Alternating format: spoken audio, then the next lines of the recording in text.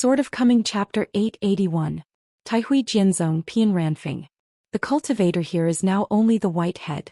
Because Bai Shou is already a sword repairer in the Golden Core realm, and Lu Jinglong is also the suzerain, he moved to the Zhou Xian side, so Taihui Jianzong held a simple peak opening ceremony, and Pianran Peak became Baisha's cultivation place. As long as the white head is willing, he can actually start accepting disciples.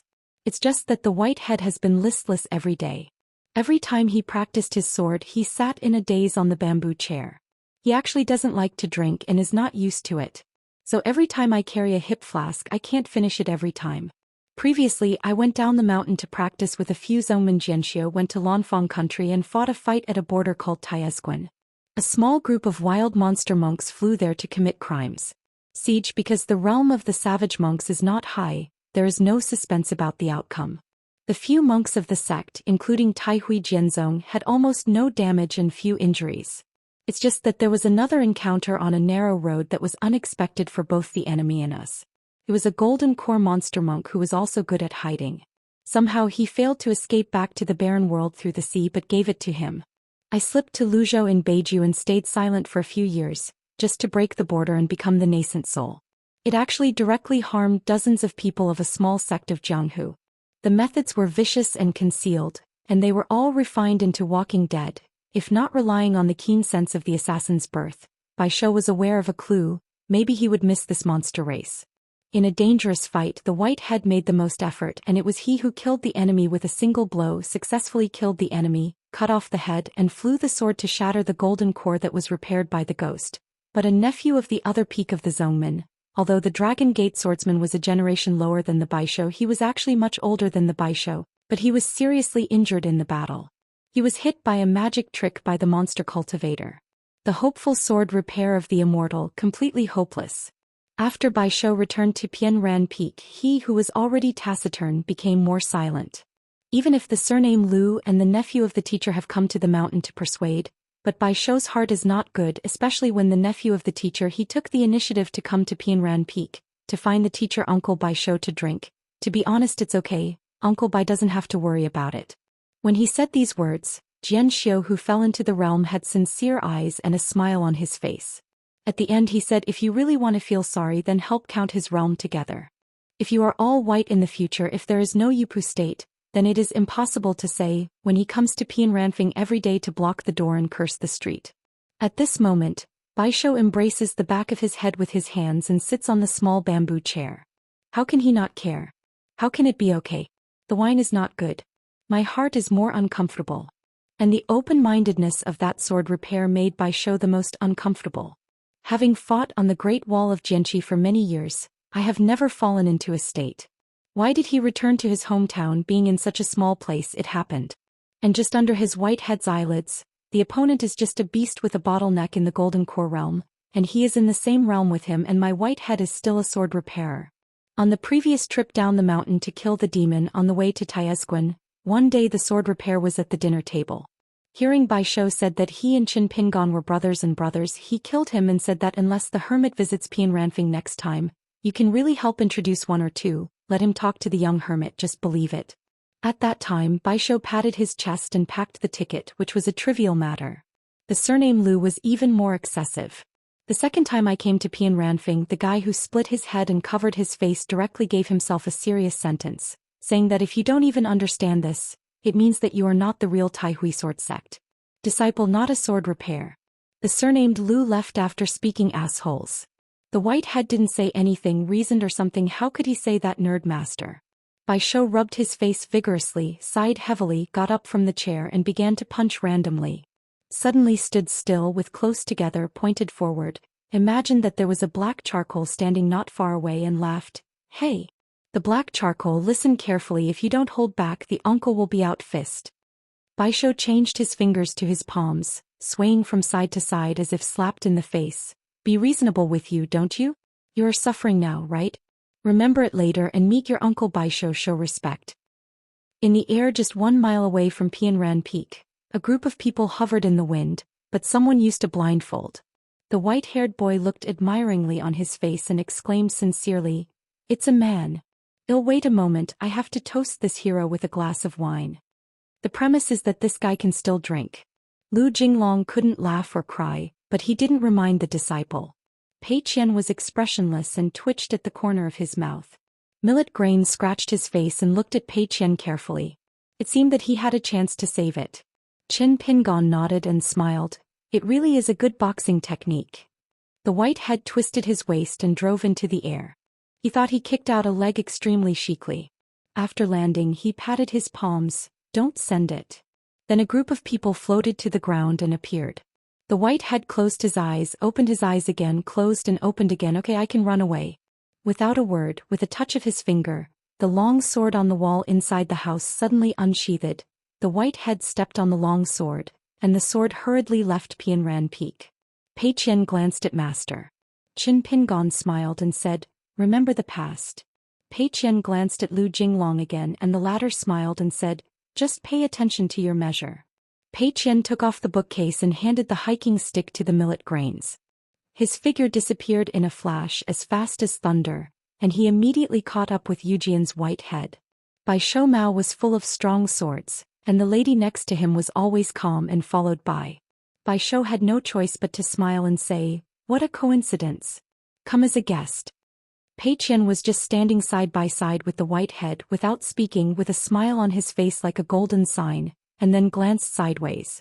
The white head, who is not afraid of the sky, is the most afraid of Pei Qian's expression in this life. The white head began to break the jar. "I want fight back."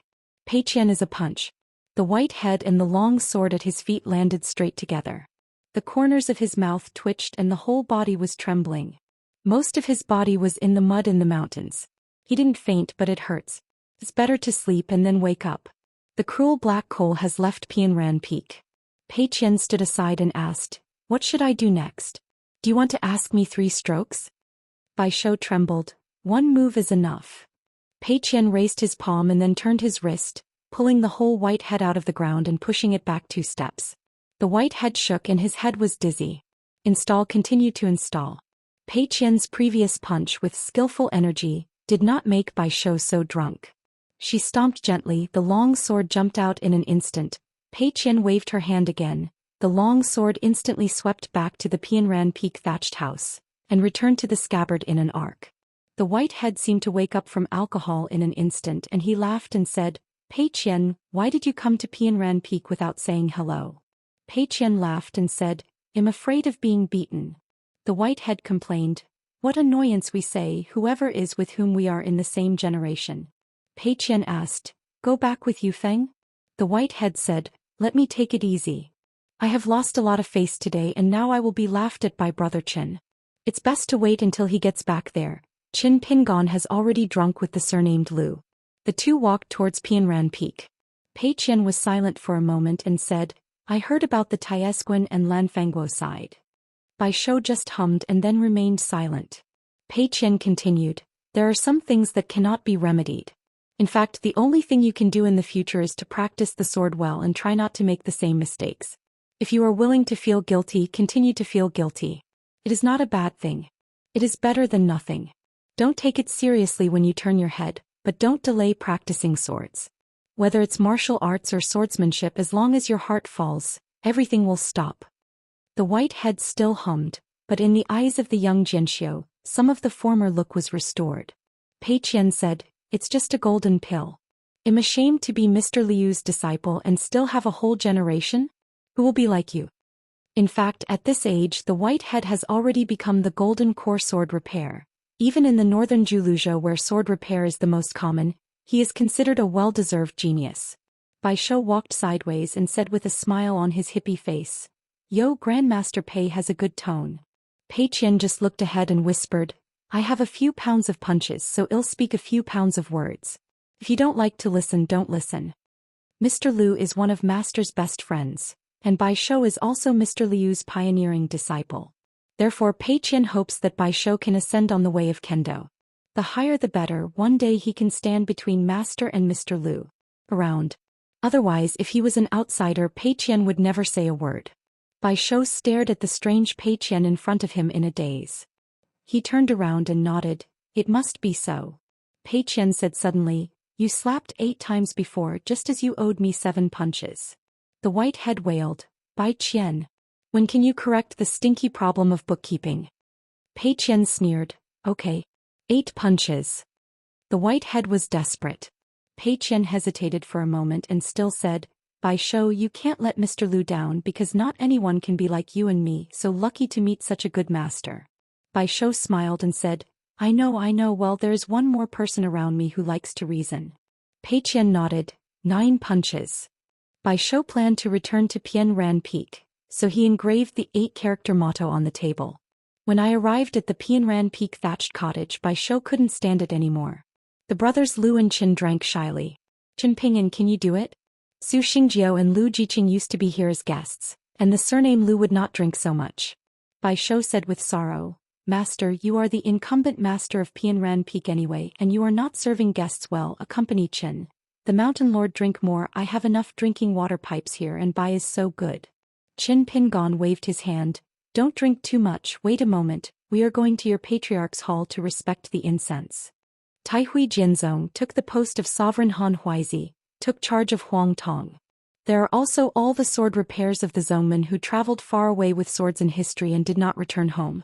36 of them had previously died on the battlefields of the Great Wall of Jianqi and Beipingzu.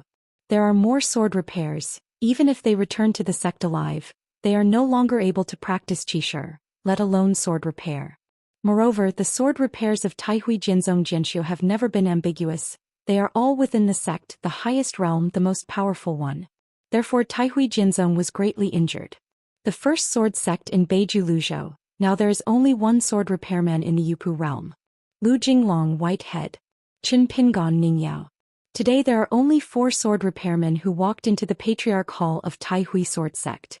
Unlike other sects in Xianxia Hills, in this lobby, not only hanging statues of the ancestors of the past, but also all the sword repairs who died on the battlefield have hanging statues. Lu Jinglong, Qin Pingon and Ning Yao respectively handed 3 sticks of incense and smiled. I believe that my master and Huang Shishu and all the sword repairmen with hanging statues will be very happy to meet both of them. A last hidden official of the Great Wall of Sword Qi, and a sword repairman of the ascending realm of the Great Wall of Sword Qi. Qin Pingon held the incense in both hands and said in a deep voice, Lopashen Qin Pingon. I would like to pay tribute to the sages. Ning Yao stood by with a solemn expression. The Great Wall of Sword Qi Ning Yao. Respect everyone. There is no complicated etiquette. 2 foreigners entered this patriarch hall, just to respect the 3 incense, just a word. Qin Pingon walked to the entrance of the patriarch hall, crossed the threshold, looked back and after retracting his gaze he closed his sleeves with his arms around the railing of the square outside, leaning against the railing. Why didn't he participate in the Confucian temple discussion? Lu Jinglong shook his head and said indifferently, You can't die anymore. I don't dare, but I really can't. I'm afraid I will go to the Confucian temple. Qin Pingon was silent for a moment and asked, I heard that some people have the courage to speak out and think that Taihui sword sect is empty? Lu Jinglong smiled bitterly and said, Human emotions. Qin Pingon said, You can bear it but I can't. Lu Jinglong raised his head slightly, looked into the distance and said softly, It's just that the contemporary lord of the Taihui sword sect can tolerate it. In fact, the sword repairer Lu Jinglong can't tolerate it. Qin Pingon turned to Ning Yao. Ning Yao nodded and said, We are waiting here. Between Qin Pingan and Ning Yao, it was often the case at critical moments and there was never a word of extra. Qin Pingon stretched out his sleeves and grabbed Lu Jinglong. Go. Ask the sword.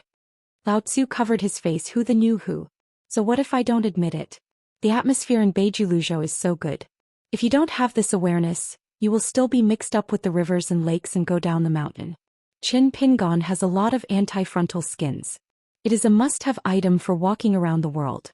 There are young, middle-aged and elderly people, even women, and more than one. I heard that the sect with few sword repairs has been to the Great Wall of Sword Qi once in history, and has never been there again for hundreds of years, because an old ancestor in the sect passed on sword repair. Just past the Daoist mountain, I had a fight with the local sword repairman and broke up. Since the city has not gone, let alone killing monsters. Especially in the last 100 years, all the long-distance sword repairers and qi trainers in Luzhou North Ju are all dead. This sect seems to have a higher status on the mountain in the hometown. There is an old ancestor of the fairyland who has been in retreat, the contemporary lord of the Yupu realm, and the guest of the 9 realms of martial arts. However, compared to Xingyang Mountain where the leaders and sword repairmen of a continent are gathered, it seems that it is still a bit worse. It happens to be used to practice hands first. Lu Jinglong began to discuss details with Qin Pingan. In the end, the two men Yu Jianhua Hong Yuanyu. Bai Shou was an eye-opener today, and the surnamed Lu Zhen was abducted by Qin Pingan, and asked the sword together? For no reason he remembered the sword sacrifice of Master and Qin Pingan on the summit of Fuyu country. It seems that some people will naturally become friends as long as they meet. Bai Shou suddenly glanced at Pei Qian not far away. Why is your surname Lu like this, but my uncle Bai is like this? The white-haired boy said in amazement. The friends of the ancestors of the hidden officials are not simple. The Lu Jiqing of the Golden Crow Palace is in the Jade Realm and there is little suspense. As for whether he can be an immortal in the future depending on good luck, there is some hope. And this young master of the Taihui sword sect seems to be only 100 years old, right? It was already an extremely stable bottleneck in the Jade Pu realm. Within 100 years the immortals will start and within 1,000 years they will rise. Very slow. That is the sword repair of the fairyland and the ascension realm. As for the young Taoist priest on the mountain, the white-haired boy was too lazy to say anything. What Zhang Shanfeng lacks now is a strong enough physique, a place that can carry that Dao fist. Ning Yao added, there are many friends who are not simple but in fact there are more simple friends. Qin Pingan the white-haired boy has no objection. Ning Yao looked at the disappearance of the blue shirt in the distance and said, if Sect Master Lu can enter the Ascendant Realm he will be both offensive and defensive. Both offensive and defensive. Especially there is a very character. This sentence was spoken by Ning Yao and even a Jianxiu who had already ascended to the realm. In her opinion, Lu Jinglong's current Jade Purity realm does not lose the strongest sword cultivators in the Great Wall's history. Today's Feishing City, some people have begun to review the old calendar, one of which is about the selection of the 10 great sword immortals in Jade Pu realm. For example, there is Wu Qingpei among them, but the selection of this sword repairman is not the ability to catch and fight, mainly due to Wu Chengpai's most suitable for warfare flying sword, so the ranking is extremely low. In addition, the hermit Qin Pingan was naturally selected without any suspense. Fei Shencheng's wine table made a lot of noise about this, not arguing about whether Qin Pingan could be included in the list, but for ranking high and low. The hidden officials, criminal officials and Quan Mansion's 3-line sword repairs held their own opinions. The white-haired boy asked curiously, why the hidden official ancestor must take Lu Jinglong to travel through China? Ning Yao hadn't really thought about this problem before. At this moment she thought about it and smiled. Maybe it's with Sect Master Lu so he can be too lazy to think about things? Qin Pingan's long trips did not go easily. Either he is worried about the impermanence of the world or he needs to be careful to protect others. But if there is Lu Jinglong by his side, Qin Pingan will feel at ease so he can just use his sword and punch?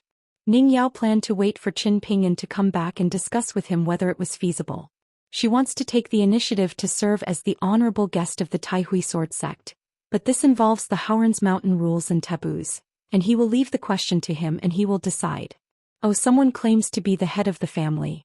Ning Yao remembered something, turned his head and smiled with Pei Qian. Although Guizhujiu didn't say anything, she can see that she missed you, the big sister. The little bamboo box you lent her she often wipe. On Pei Qian's side she spread out her arms as her master hanging a black girl while hanging a white-haired boy. 2 short winter melons are competing in the water, legs hanging in the air. When Pei Qian heard the name Guizhujiu he looked a little weird and didn't know what to say for a while.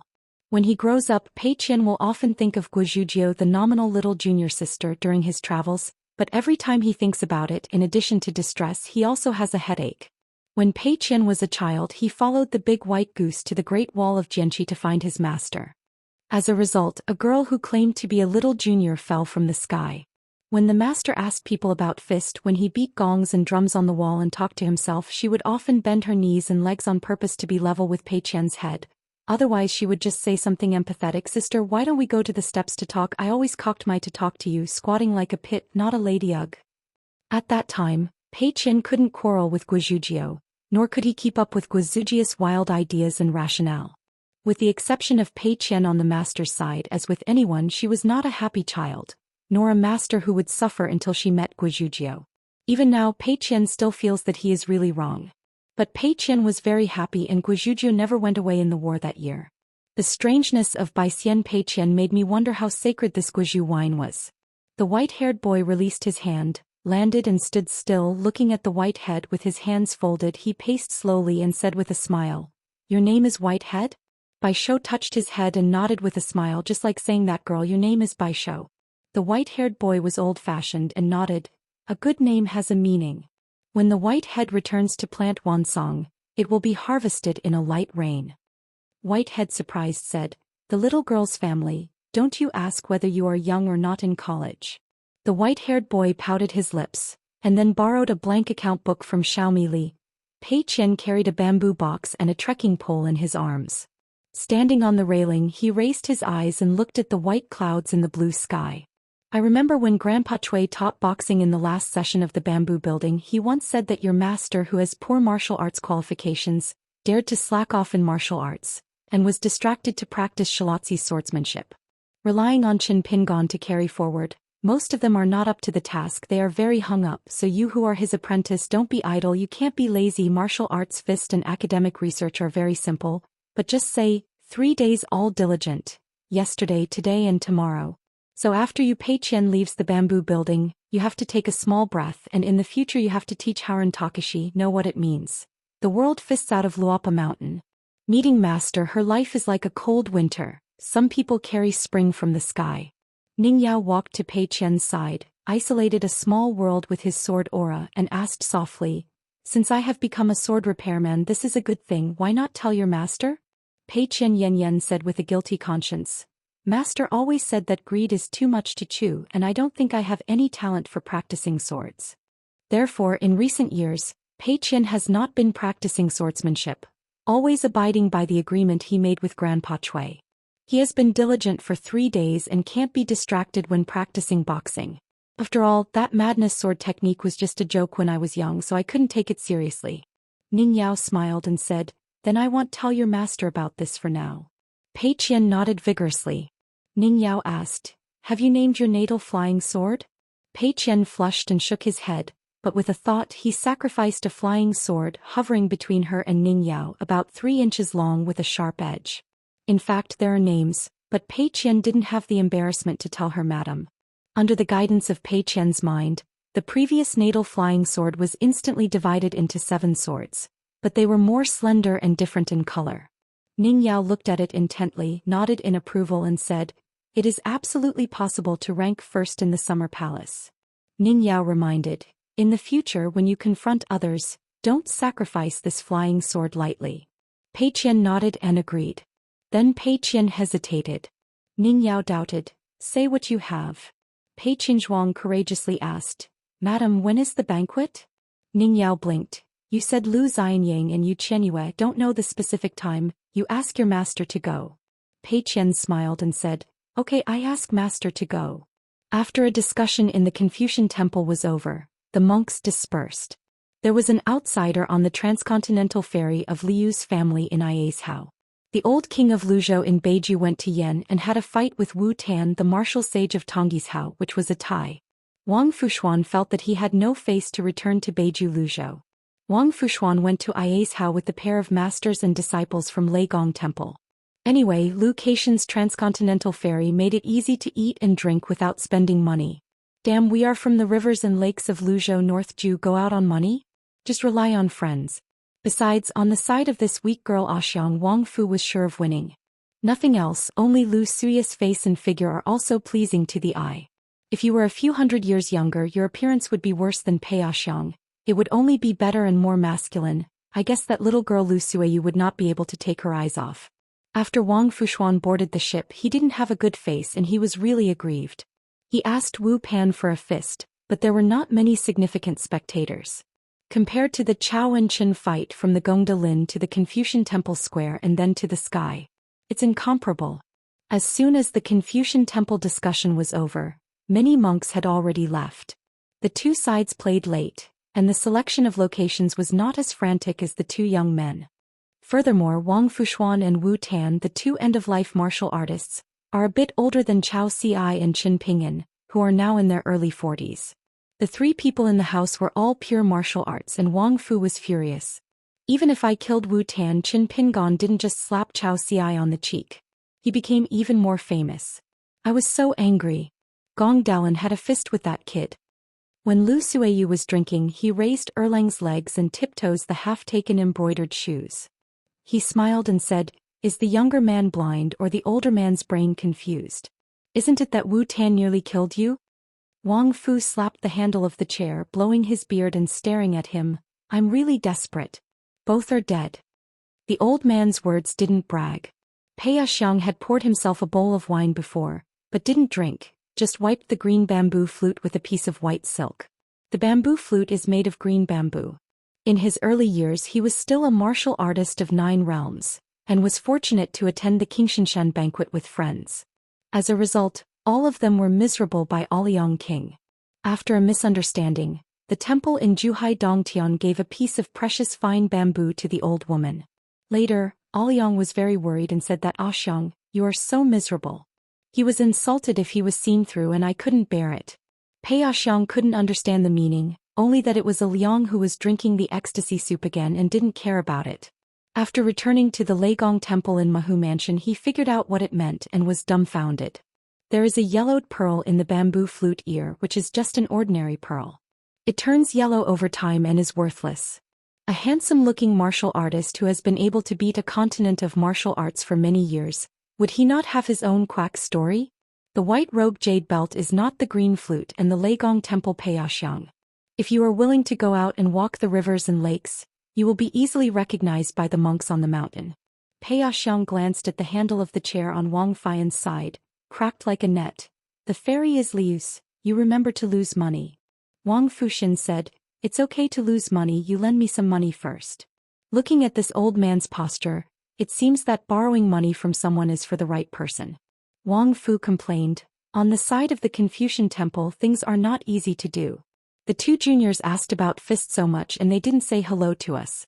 At any rate, we are the great masters of martial arts. Otherwise the old man can give the 2 juniors some pointers. Pick out a few flaws in the boxing technique." Lu Suiyu stood up suddenly, clasped his fists and said, "Master, I won't go back to Ia's house."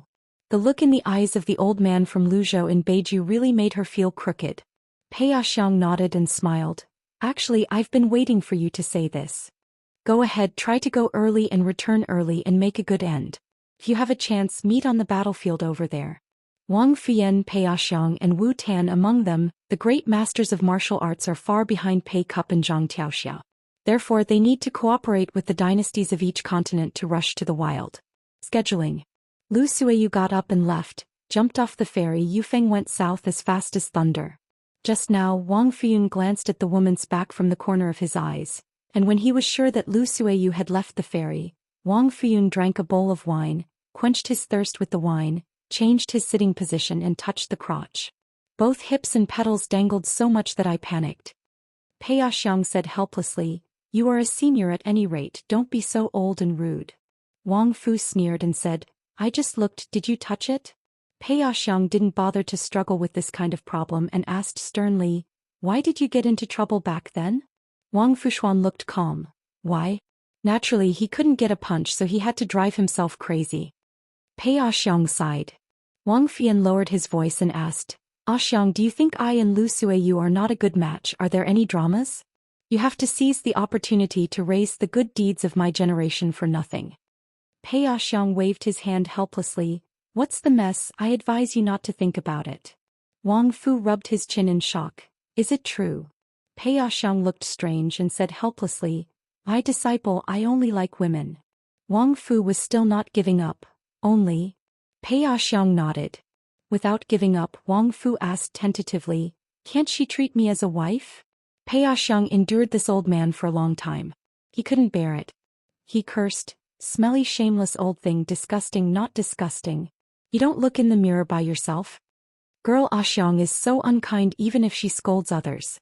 Wang Fu laughed loudly. "I am teasing you, it makes you anxious." Wang Fushuan suddenly reduced his smile and Chao Pei Xiang raised his brows. "You said it's a coincidence she likes women." Pei Xiang got goosebumps. Wang Fuzhen rolled his eyes and shook his head. This thin-skinned Xiang girl, with her back leaning back on her chair, took a sip of wine and exclaimed, I saw Chao Si Chen Pin gone. These young people are really unreasonable and there is no Wang Fa. They are younger than Li Er and Song Chongjing. Think about my own time for hundreds of years, except for those who have been in prison. I didn't slack off for a moment in my boxing and kicking skills. I really feel that practicing boxing is meaningless. Pei Xiang was still angry and what was unpleasant, then don't practice. Wang Fuxin threw the hip flask out of the ferry and smiled. Young people practice martial arts for an invincible hand. Old people practice martial arts and the spirit is no longer because if you don't practice you will die. But now you can only wait. Die, it's not so happy. The room was silent and thereafter only the sound of drinking. Wang Fu bluntly asked, I can't touch it? Lu Suiyu is your disciple, not your wife. Why do you stop it as a matter of wishful thinking? Pei Xiang slapped the handle of the chair. Get your eggs out. Wang Fu was aggrieved. Am I really gone? You don't want to stay? Then I really won't leave. I have to change my position to drink. Wang Fu just got up. Pei Xiang had already smashed the chair where Lu Suiyu had been seated. Wang Fushu sat back in his seat and shook his hip flask. There is another pity in life. Pei Xiang suddenly turned his head, looked serious and looked at the grumpy and disrespectful old man. Wang Fu nodded in shock, arms crossed his chest and turned his head to look at the sea of clouds outside the house. I will give the last punch in my life. Beiju Luzhou should not only have sword repairing and handing swords. At least the fist of my Wang Fuo fell on the mountains and rivers over there, and it was not lonely to be accompanied by the swordsmanship of Han Huizi in the past. Outside the ferry house, white clouds passed by. Bayan's life is over. On the same ferry it may be Howren's richest family in the world and they are working on an account. Because Qin Pingon took the initiative to ask to serve as the secret guest of the Lu family of Ai Aizhou. The salaries of Keqing are given to the Lu family as a rule once every 10 years. Because of the different ranks, the immortal money is very different. Yupu Realm Sword Repair. Ending Takeo. Hermit. One of the 10 young people in the world. The close disciple of Wensheng's line, the left and right juniors, Lu Shilas Jr. and Pei Qian's master. The Lord of Luopa Mountain won 3 consecutive games with Yun Yao, Jiang Longxiang and Ma Zhuxian. Chao Sis' nose and face were swollen. This is Lu Yu's settlement. The woman is very pleased and the son's abacus is very shrewd. Since the daughter-in-law and son felt that this should be done, Lu Jubao had no objection. The god of wealth had a soft voice and smiled and asked, how much did it cost to pack the fast in Parrot Island this time? The woman looked confused. She remembers what this does. Isn't it embarrassing to you? Lu Jubao raised his thumb and pressed his forehead. It doesn't matter how much you spend, but rough bookkeeping is still necessary. Suddenly, in the woman's delicate and hydrated eyes, there was immediately grievances, complaints, sadness, regrets, you were wrong. Like that landscape painting, the layers of colors are added together at the end as if it is a silent sentence. You shouldn't marry you, please say a few nice things. Lu Jubao couldn't bear such scenery the most in his life. After watching for a while, Lu Jubao smiled and said, okay, let's talk about it next time. The woman nodded, turned her head and chatted with her son, how she looked like before. Lu Jubao doesn't matter. As if a piece of colorful clouds gathered in the eyes. This is not beautiful, what is it? The reason why he asked this was because he wanted to see this scene. Lu Yuzhou has long been accustomed to this and his parents are always like this, very tired and crooked. Even in the mountains, the appearance of Lu Yuzhou is a typical late arrival. So it's really a favorite. When Lu Yuzhou was a teenager, he had an open and honest man conversation with his father. It's really in the family that there are too many things like that. Every family has the embarrassment of no money and rich noises. Therefore, in Liu's ancestral hall, there are often women crying for life, and there will be a man kneeling over there without saying a word or not paying attention. Father, are you outside? Okay. Is there any Jingwu Zongjiao? Nothing. Is it used to be, now there is none and there is no guarantee that there will be no later? Nothing. What's next, can you say it right now? Of course. When your mother just married me, I told her making money, don't worry, we will be rich.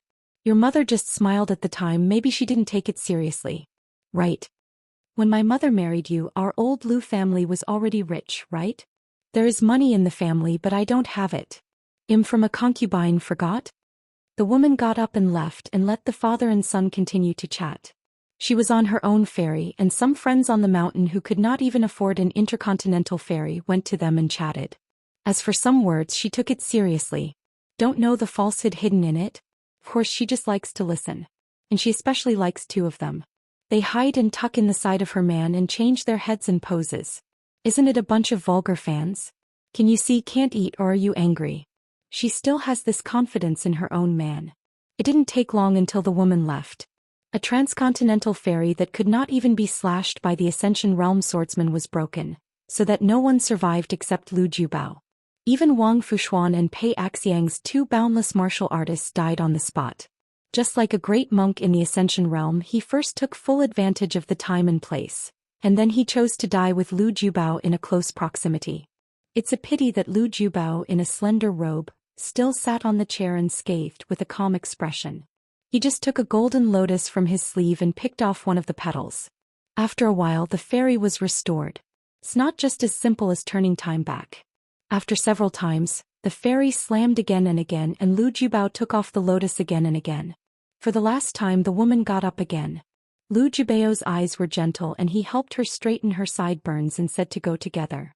On this trip, Lu Jubao solved the fairyland monk who was worshipped by his own family, and the hands and feet of this person on the ferry. This person has been in charge of this intercontinental ferry for many years, and he is still a famous battle master. As for why he did so much so that he didn't even want his life, Lu Jubao just couldn't ask why. After Lu Jubao returned to the house, Lu Yuzhou remained unaware. Lu Jubao didn't intend to mention this to Lu Yuzhou either. A man protecting his wife and children was justified and not worth talking about.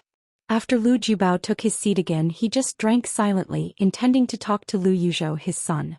Drinking to moisturize his throat, Lu Jubao was about to speak, and Lu Yuzhou immediately said, "Father, don't give money to magic weapons anymore. It's actually quite stupid to carry so many things on your body." Lu Jubao said helplessly, "Father is just telling you something." Lu Yuzhou smiled and said, "That's it. Yuzhou, you can be generous in dealing with people and friends because you are Lu Jubao's son, and you are destined to not be short of money in your life. But remember one thing, but you can't spend money and be a fool. When you go out, it's convenient to be with others. Everywhere is convenient with others. It is convenient with yourself. You can't be stingy when you are in emergency. But at home there must be rules, and you have to talk about being close and close. The bigger a family, the more stable the rules. Of course, stability is not blindly strict.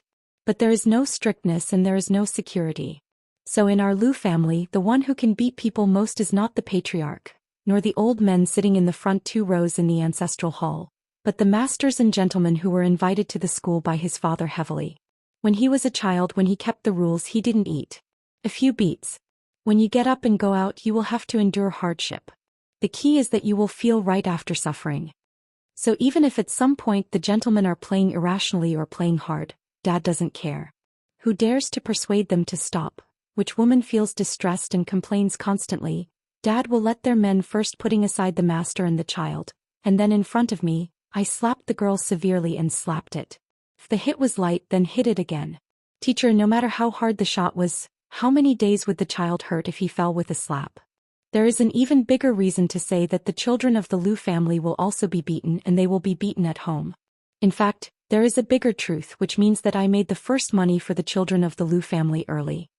And this invisible money is one of the foundations of all Liu's children in the future. How many parents don't care for their children?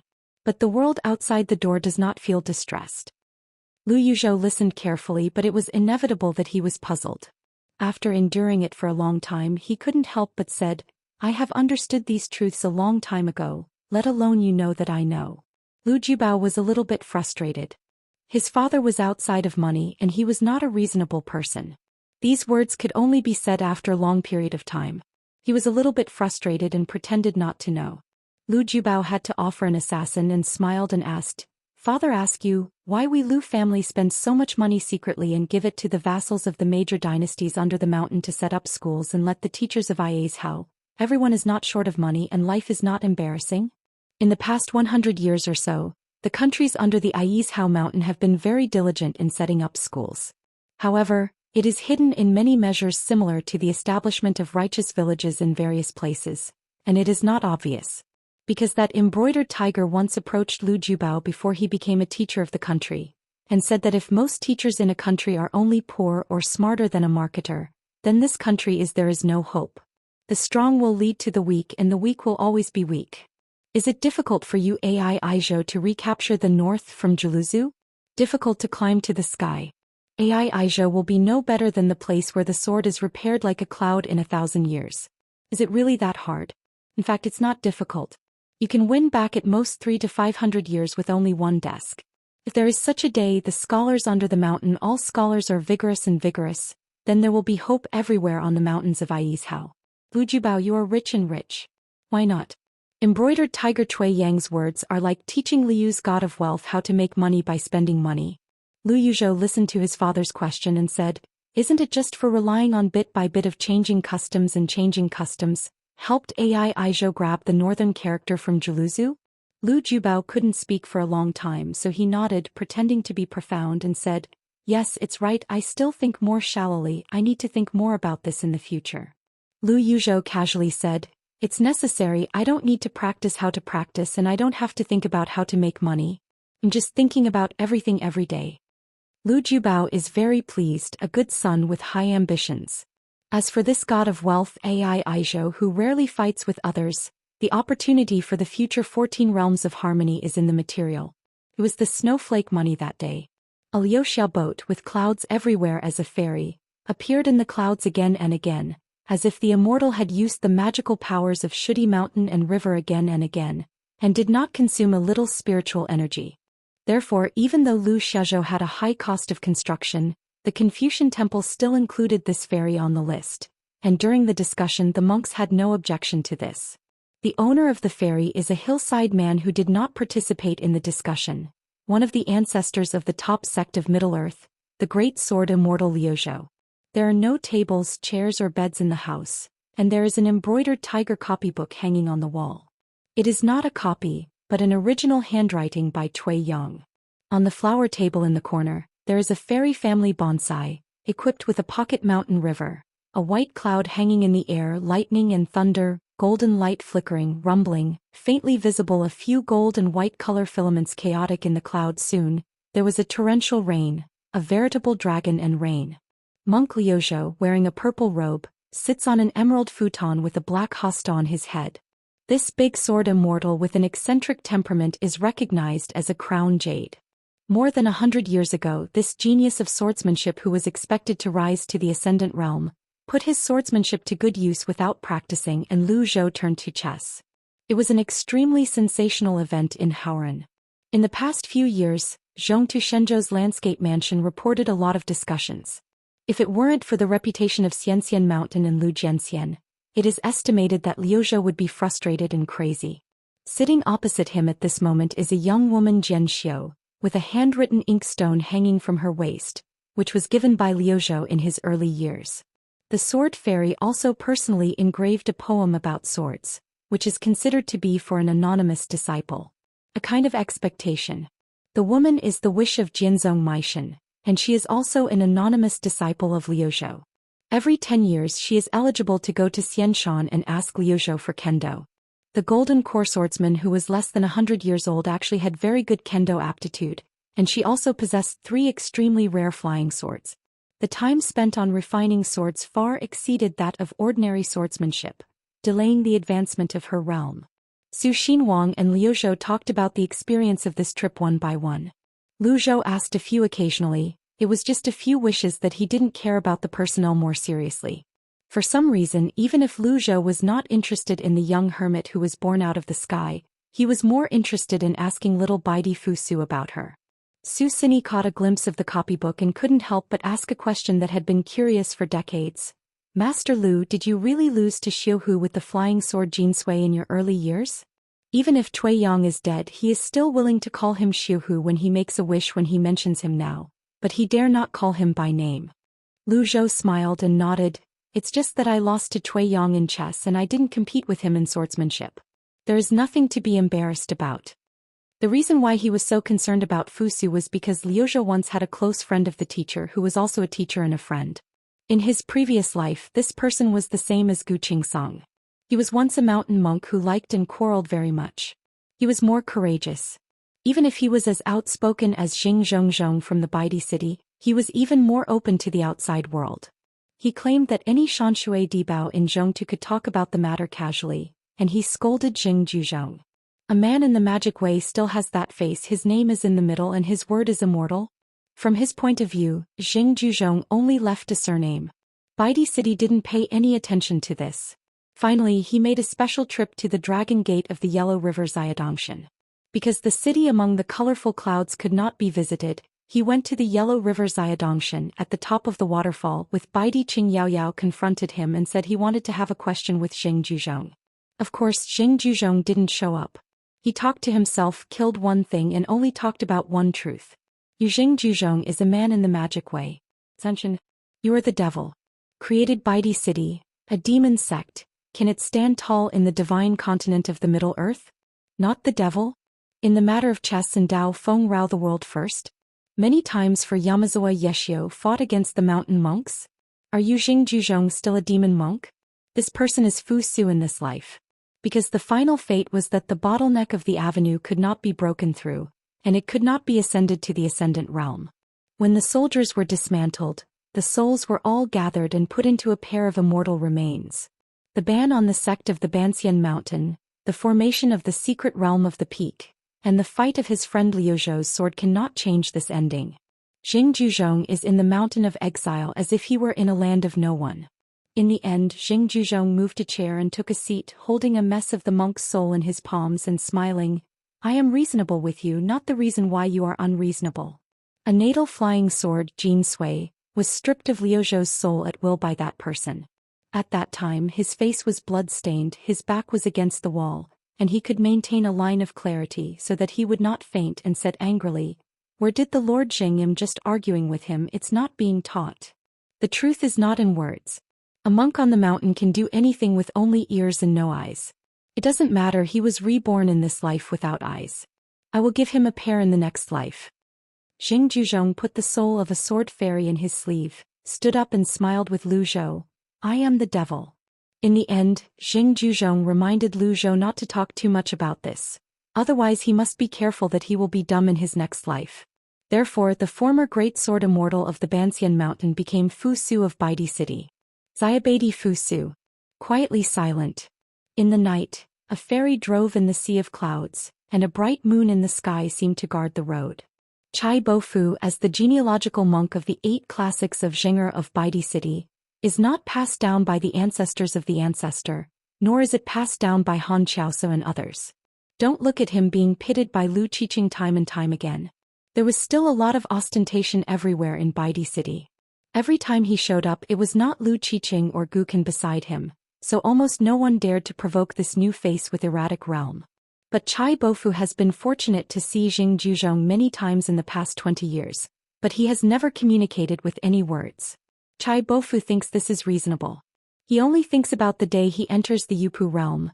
Maybe he will be able to communicate with this city lord. Let's talk, it's not too late to fall. Never imagined that on the way to leave the Confucian temple this time, I had a conversation with the city lord. On the ferry, Gu Kan just found Chai Bofu and said that the master asked him to sit in the house. Chai Bofu had to suspend his practice and withdraw his mind from his childhood.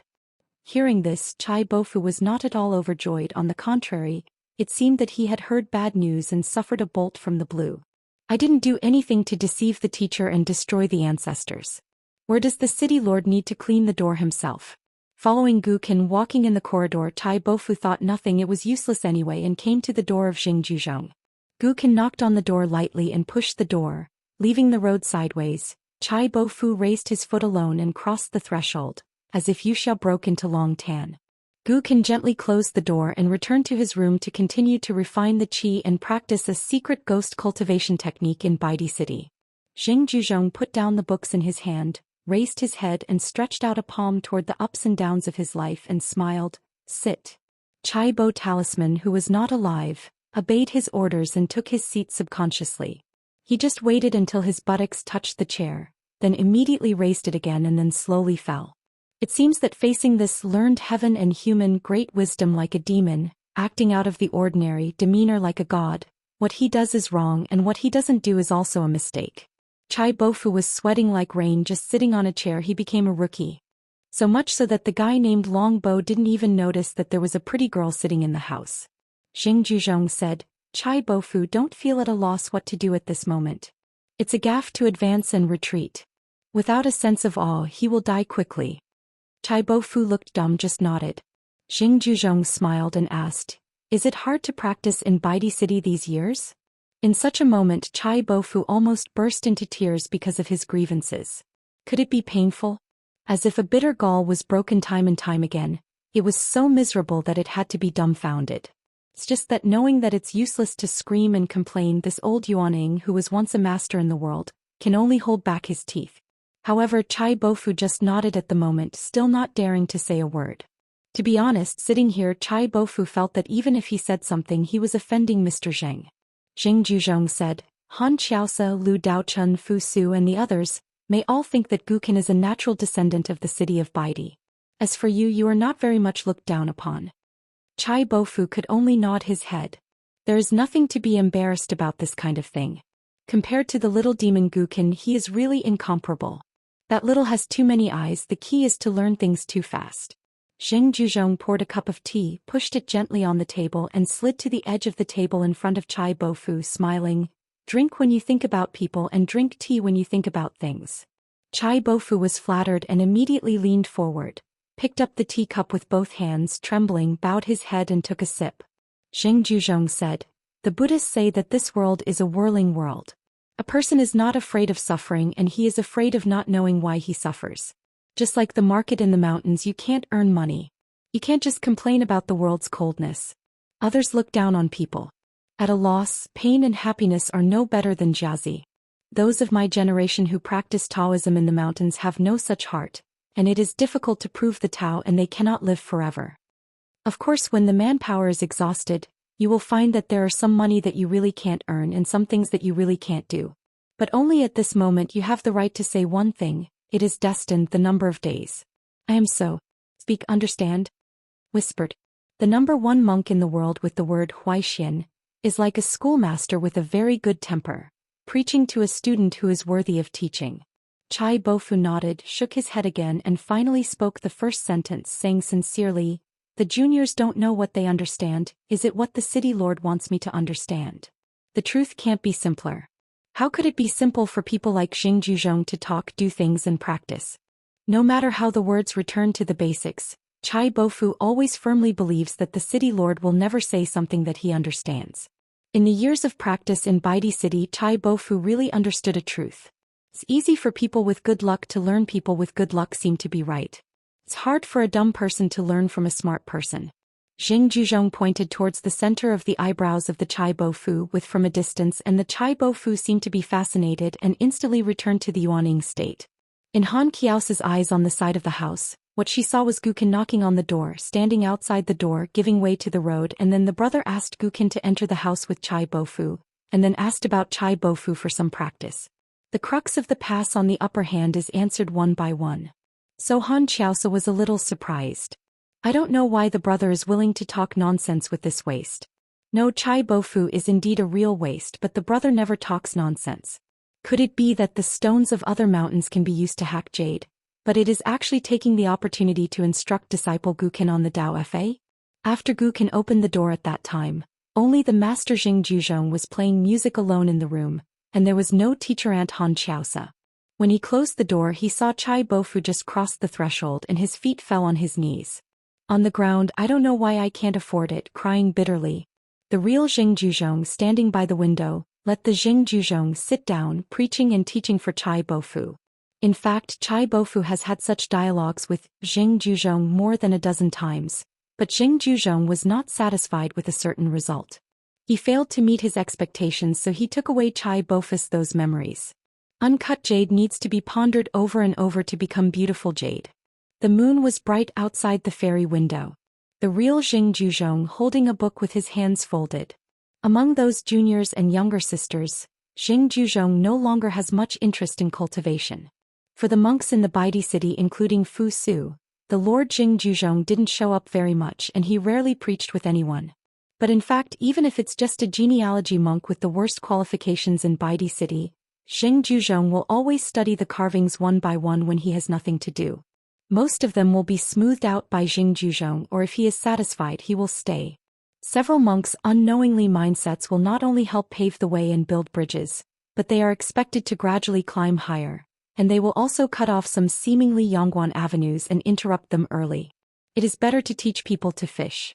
People like fishing. Xing Juzhong has always felt that the mountaineering path of the cultivator is not only under his feet, but also in his heart.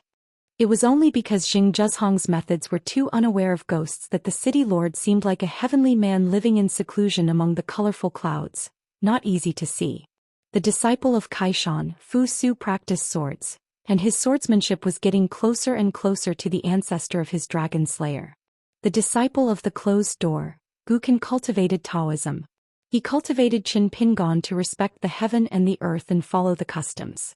It was also Wu Shuangjiang's superb, solidify all things and turn them into his own use, or the meticulous millions of old bookworms, 3 immortal characters. In the moonlit night. When the window opens under the moon, do you turn the book or read you, or moonlight borrows you to read?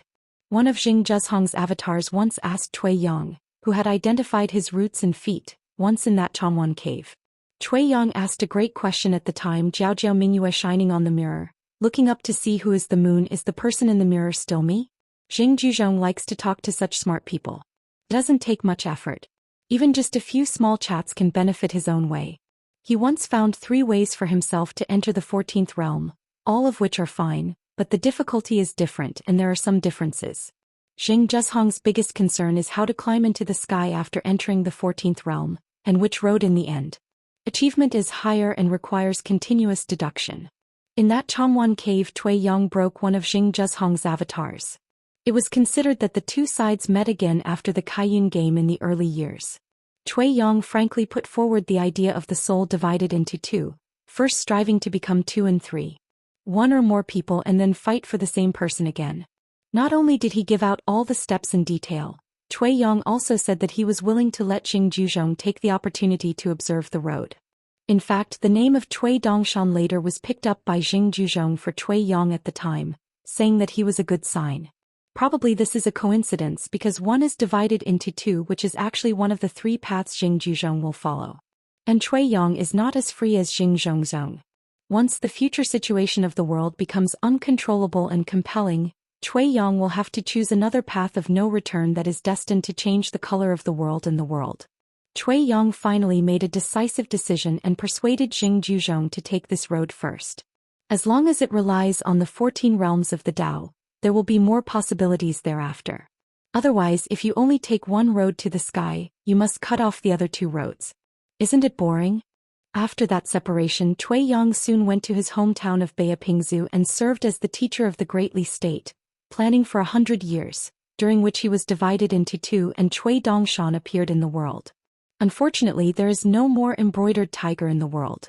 The last person Cui Yang saw in the world was not Yaxing, but Xing Juzhong, who rushed to the Great Wall of Sword Qi from the wild world. There was only a very simple question and answer. How so? I really don't want to make my husband sad and disappointed anymore. Fortunately, this has never been the case. What do you want? I hope, Mr. Xing, I can take care of my little brother in the future, not in Dao Fa, only in Dao Xen, not too much, not too little. Xing Juzhong agreed at the time. Therefore, in Panshui County, Qin Pingon will make an exception.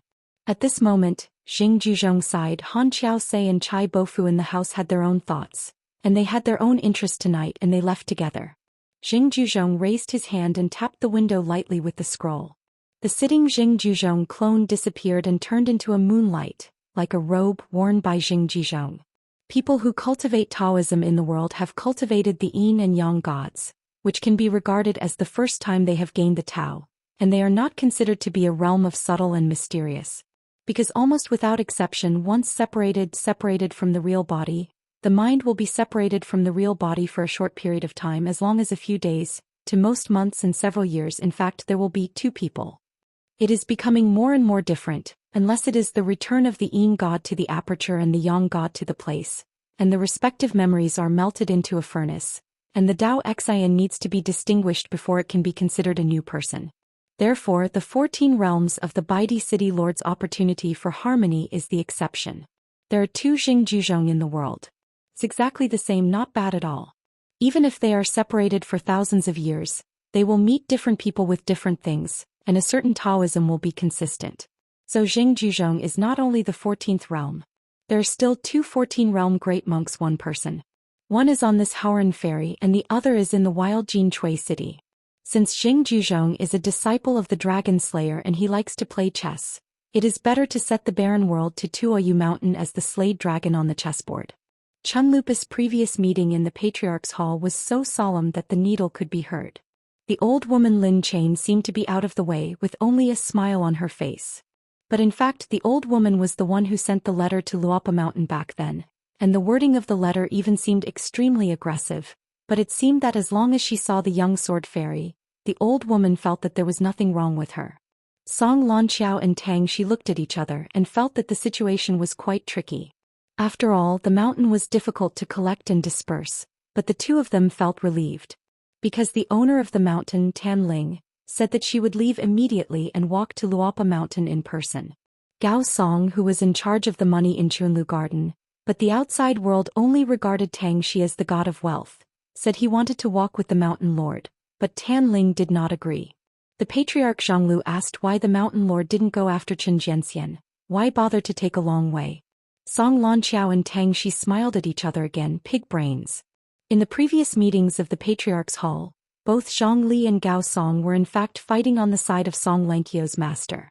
Tan Ling seemed to be a little tired, waved his hand to signal the end of the discussion, leaving Lin Si alone and asked the old woman about chatting with the Lord Chen. When Tan Ling took the ferry of Song Lanqiao to the Bone Beach and waited for the intercontinental ferry of Fai Ma Zong, this woman, the ancestor of Yuan Ying, was unavoidably worried. I don't know if I arrived at the New Jiashan ferry and waited until the young lord, whether he can save the situation.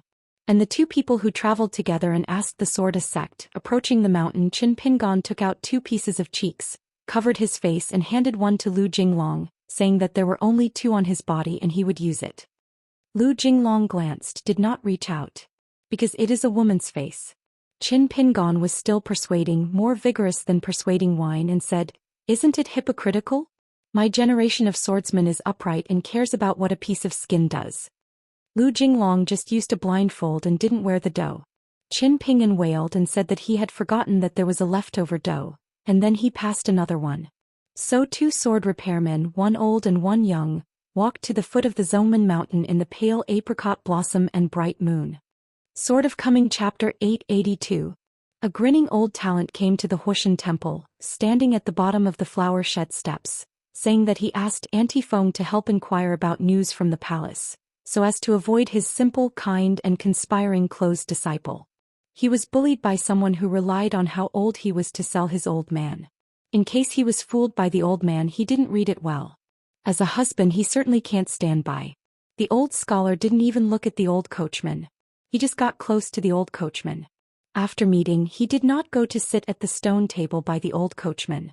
He pulled out a text that seemed to have just been picked up from the sauerkraut jar. There are beautiful poems for beautiful women. Poems also beg the spirit of wine. If there is no wine in the world, the beautiful scenery of the good day will be imaginary. Aunt Feng couldn't bear the sour taste, so she had to throw a jar of 100 flower stuff for Lao Xiu Kai as a gag, sitting on the stone at the bottom of the flower shed. The old Xiu Kai seemed to have seen the old coachman just now. He raised his butt, gave a hello, took the wine jar to the stone table and murmured a few words for the elders. "Why is there only half of the jar of wine left? I have heard the name for a long time. It's rare to see the last side, so I don't have to be drunk." When Aunt Feng can't beat the old scholar side by side, he threw another altar to the old coachman. As a result, the old scholar stared at the latter and the drinks on the table. As soon as he looked up, the latter was erratic, and the latter immediately understood, and silently pushed the altar of 100 flowers that he had just received to the famous literary sage. Then the old scholar just sat at the table, took out a handful of dry-fried soybeans from his sleeve, and shook it off on the table. With Aunt Feng's natal power, with the breeze between the world and the earth, he listened to the wine game in the palace. Dialogue. Probably the Confucian temple has many accompaniment to the saints and sages, and only this old talent can do this kind of unreasonable activity, and he is confident. The old coachman sat down so hard that he wanted to leave. I never thought that the old scholar squinted his eyes and threw a few fried soybeans into his mouth. You want give me noodles? Did I let you go? The old coachman smiled bitterly, when Xing said and laughed. The old scholar sneered and said, just kidding? Do you need to tell me? In the eyes of you I am not a joke in itself, I need to tell? The old coachman was shocked, and for a while he was a little anxious. Does the old scholar want to verbalize Xianxia today instead of Confucian temple come after the fall? The old scholar sneered. I think you are a joke, senior. Why, senior is looking down on the fourth in command of the Confucian temple and feels unqualified to be on an equal footing with you. No matter how dull the old coachman is, he knows the importance of the stakes. He knows that he is not good. He immediately said to Aunt Feng with his heartfelt voice, the person who came is not kind, unlike Wen Xing's previous style. Later, if Wen Xing plays rogues or makes up his mind, if you want to pour dirty water on me, please take care of it. At least on the side of the Confucian temple and Zhenwu Mountain, remember to say something. Regarding the gains and losses of his own honor and disgrace, the old scholar has never cared in his life, even if the status of the statue in the Confucian temple drops and falls, until he is moved out of the Confucian temple or even beaten up in the street. The world has forbidden his knowledge and is imprisoned in the merits. I have never defended myself or shouted injustice. A scholar who got the suffix of the word Xing, mixed for this purpose, is unique in the history of the world and the only one in thousands of years. Auntie Feng replied with her heartfelt voice, try your best. You can only help if you are guaranteed to help. Don't blame me if you can't help. I'm also worried about whether it will catch the fire. Today's Wen Xing, as the old coachman said, it is indeed a posture that those who come are not good and those who are good do not come, making it clear that they want to question Lu Wei's teachers. Aunt Feng can also understand that Qi Jingchun and Qin Pingon, the two youngest disciples of Lao Xiucai one after another, have been relied on the old and sold the old, by several old antiques in the sky of Lizhu Cave. What's more, now that the old scholar is in the capital city of Dali, it is the land of monasticism, where the first disciple Cui Yun has spent 100 years of hard work. Or can he be in a better mood? So it's the old saying, don't bully those honest people who seem to have a good temper. Old Xiucai said, Auntie Feng will take the opportunity to make up for Qin Pingon today, some old almanacs that have been covered in dust for a long time. Aunt Feng sighed quietly and nodded. So Qin Pingon, who was in intrigue with Lu Wei and Nanzan at the palace, had more first-hand advantage for no reason. When the old coachman saw that Wen Xing, he felt as if he was a wild monk for a while, then he squinted his eyes and caressed his beard and smiled, and he nodded himself as if he had overheard the weird words on the itching place. Finally, the old scholar asked Aunt Feng to invite the Lu Wei to the fire temple to relive the past. Added Aunt Feng, Lu Wei, the old coachman, and 3 old friends from Lizhu Dongtian, they will meet again in a fire temple in the great capital. Lao Xiucai glanced at the ancestor Lu who had come here from Dei Palace, put a pot of 100-flower stuffed rice in his sleeve, grabbed the last bit of fried soybeans on the table, put it in his mouth and chewed slowly, then slowly got up. He said some conclusive words to the old coachman, don't think about coming in and going from Zhenwu Mountain in the future. Otherwise, as long as I know about it once, I won't bother you, I will just ask Zhenwu Mountain to reason. Old Xiucai stretched out a finger and nodded on his chest. What I said is what the Confucian temple said. If there is any objection from Zhenwu Mountain, I will go to the Confucian temple to file a complaint, and I will wait at the door. The old coachman is relieved, but fortunately, Wen Xing has not bullied people too much, and he will have a big deal to enter and leave the world from Fengxue Temple in the future. The old scholar looked at the Lu Wei who had just fallen, going back to the Middle-earth divine continent. You help me to say hello to Lu Xing when I go to the astrological platform in the future. Don't walk at night, don't say that I have what kind of backer dealing with a Lu Xing, can't make it, it won't happen. The old scholar raised his thumb and pointed to the sky. I have people in the sky. Fu Lu Yu Xian he Dao Xinghe. I and Bai are also good brothers, and you Lauer and Bai have a fateful friendship, so I will be close friends with you Lauer. Why did the most sage master personally open the way for Yuxuan Hido? Of course, is Fulu Yushuan worthy of the word Fulu? At the beginning he crossed continents to help Bai. Old Yu Xian was willing to be a Taoist, not wanting a million talisman, but also to blend in with that chaotic battle. At the same time, the Confucian temple was dissatisfied with the Lu family in the Middle Earth, but there were some things that the Lu family did both vaguely and cleverly. It was within the rules, and the punishment of the Confucian temple was not too obvious. Heaven has Zhou Xian and Lu is on the ground. This is the real way to send people to the fence. The threat of the old talent sounds very sloppy and rascal, like an innocuous joke. But Lu Wei couldn't laugh at all. A good-tempered good gentleman cannot teach students like Qi Jingchun and Zhou Xian. A scholar who can only pretend can't teach people like Cui Yang and Chen Pingan. A Confucian sage with insufficient knowledge will not let Lu Shilu take the initiative to join the school when his reputation is not obvious.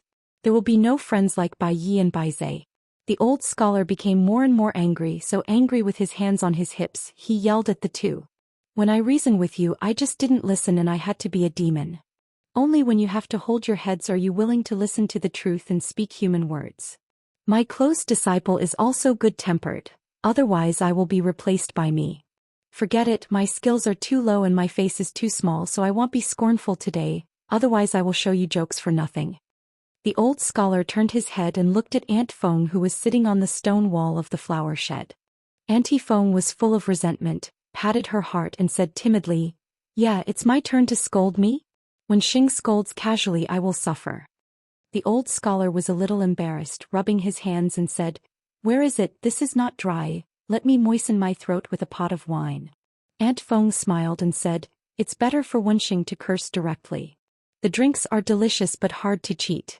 Lu Wei was no longer half-hearted, but only to fight with Wenxing. He left silently, and then traveled far to the Middle-earth Shenzhou and returned to the Lu family.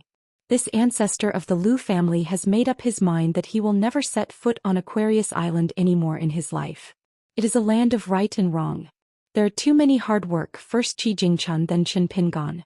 The old Xuecai drank slightly, walked out of the Huoshan temple, and when he reached the entrance of the temple he stopped suddenly, sighed and stopped talking. The old woman of the ordinary master is not only the concierge of the Huoshan temple, but also the blessing of the temple. The old woman rickets and laughs softly. When Xing has accepted a good disciple, is gentle and frugal, treats others courteously, and when going out, you can see the saints all over the street. Everyone has the Buddha nature. Great wisdom and compassion. The old scholar was full of joy and smiled from ear to ear, but still waved his hands. Nowhere not as good as the predecessors said. After all, he is still a young man and will be better in the future. The old woman in front of her is just a sojourn, like a secular inn. As for her true identity, it is a bit complicated. It's a bit like Qin Qinglu and Jing Zhezhong's pair of masters and apprentices to the blind old Taoist priest in Xianxia. One of her relatively simple identities is one of the ancestors of the dragon warriors of Lizhu Cave, and the teacher of a certain dragon girl in the past. Earlier she was still considered as a family member of the Temple of Confucius, raised 3,000 years ago. Long Shi's orthodox main lineage is one of the Confucian courtesy officials.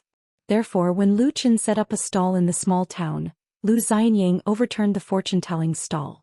There is a potential causal line.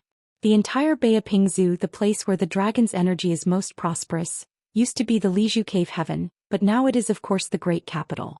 The old woman said in a serious tone, "The next person has the superior wisdom." The old scholar suppressed his smile, was silent for a moment and nodded slightly.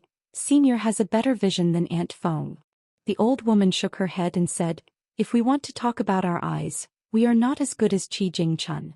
The old scholar hesitated for a while and grumbled his beard, "You should take the cloud in your mind. Who reads Yuhan?" The implication is that when Lu Chen went to sea on a boat he still couldn't find a place of peace of mind. In the end, in pursuit of the great road in his heart, he left his hometown to go to the Qingming world and became the third disciple of the Taoist ancestor. Wubo is an ancient well. And it's a fate. Although it appears to be against the heart and ruthless, in fact he has never violated his heart. The old woman smiled. Lu Chen set up a stall in Lizhu Dongtian for many years, not only to protect his big brother, but also the last unreasonable hand to defeat Qi Jingchun. He is obviously an enemy. Why did Wenxing do this? What does anyone excuse? The old scholar shook his head and said, "One yard goes to one yard and grievances are clear. The flower shed is over there." The old coachman shook the wine jar with only half of the wine left, sighing, frowning. Auntie Feng smiled and said, "This is called retribution.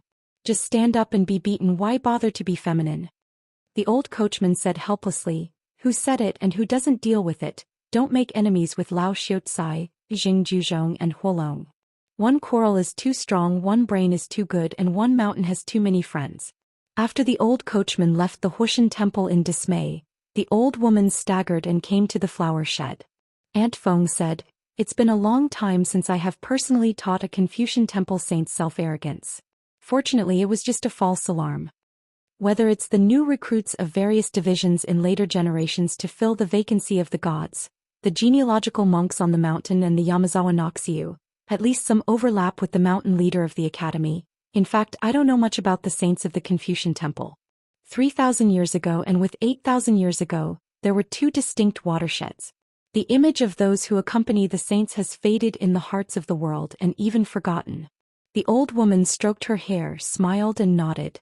Aunt Feng drank the wine and said to herself, "Worry about the moon for the cloud, worry about the silverfish, worry about the learning, worry about the wind and rain for the flowers, worry about the ups and downs of the world, worry about the fate of the gifted and beautiful people, and be the saints and heroes. The loneliness of the worrisome drinker is really the heart of the first-class bodhisattva." The old woman murmured, "Flowers are mutual cause and effect." The young man jumped out of the carriage and walked to the alley, holding a pair of famille rose painting and calligraphy tubes with no fewer than 20 scrolls. Lu Gu smiled and cursed, "Your kid is moving? Xiao Zhao's calligraphy and painting, when are they so worthless?" Still saying that he made an exception to ask for calligraphy and painting, which flattered Xiao Zhao to this point. Zhao Duanming went to the alley, entered the Baiyu dojo, threw 2 calligraphy and painting tubes to the ground, and then whispered, "Master, like my grandfather, I already know who wants calligraphy and painting." Lu Jia lifted a scroll and smiled and said, "It's also normal. Your grandfather was just like a monkey, he was as thin as just a pair of eyes and he squirmed around when he saw people. Your kid is not as bad as him. Otherwise I would never accept you as an apprentice." I really don't know how such a young man who couldn't move his eyes when he saw a big boy, became a well-known high official in the courts and the public. He has 1,000 words and even the gods on the mountain demanded words. It's good for the cultivators. I have seen many young people of the old people under the mountain. Lu Pa untied the golden silk rope on the scroll, flicked the scroll of his wrist, spread it out in the air, and wrote 2 rows of full and hearty characters. "Single shadows are not self-pity, but I am alone." Lu Gu smiled and scolded, "What a little Zhao, his words are like flattering kung fu, he always grows stronger." Zhao Duanming complained, "Master, it's almost the same. Anyway, it's my grandfather. You're always so young, Zhao Xiaozhao. It makes me difficult to be a man. Pretending to be deaf and dumb, not filial, refute, still not filial." Lu Yu smiled and suddenly asked, "Could they be fakes that asked someone to hunt for a knife?" Zhao Duanming craned his neck and glanced, "Master, what look in your eyes? The ink on the top hasn't been completely dried yet. Is there a monogram that is absolutely not sealable? Can it be faked? Furthermore, I don't know, my grandpa's face is the hardest. Even if he was short of money when he was young, his grandpa would at best imitate paintings and make some money to buy books." Lu Yu turned his head and asked, "It's bitter, what do you do with a face?" The young man squatted on the ground. Grandpa said, "Let you give him the seals carved by the 2 parties, and inscribe them as sword, immortal and national hand. If they don't, he will come here to block the door to collect debts." The old monk stared and said, "Did Xiao Zhao go out without looking at the road? His mind was caught in the door panel? An old guy who fell when the wind blows, dare to come here to block the door?" Zhao Duanming looked at his master with a pitiful look. "How can I stand up with such an inadvertent master?" Lu Yu quickly figured out the joints, coughed a few times and found himself a step down. It's easy to say that master is actually a hidden gem and stone master, but he easily does not reveal his unique skill. Fucking these scholars who are officials have a lot of intestines and they like to talk and do things around. Lu Gu opened another picture and he snorted, quite surprised. Even if the old monk is a layman with calligraphy, he still thinks that this copybook is not tacky when it is opened. It's very simple, it is extremely rare, 1 word per line.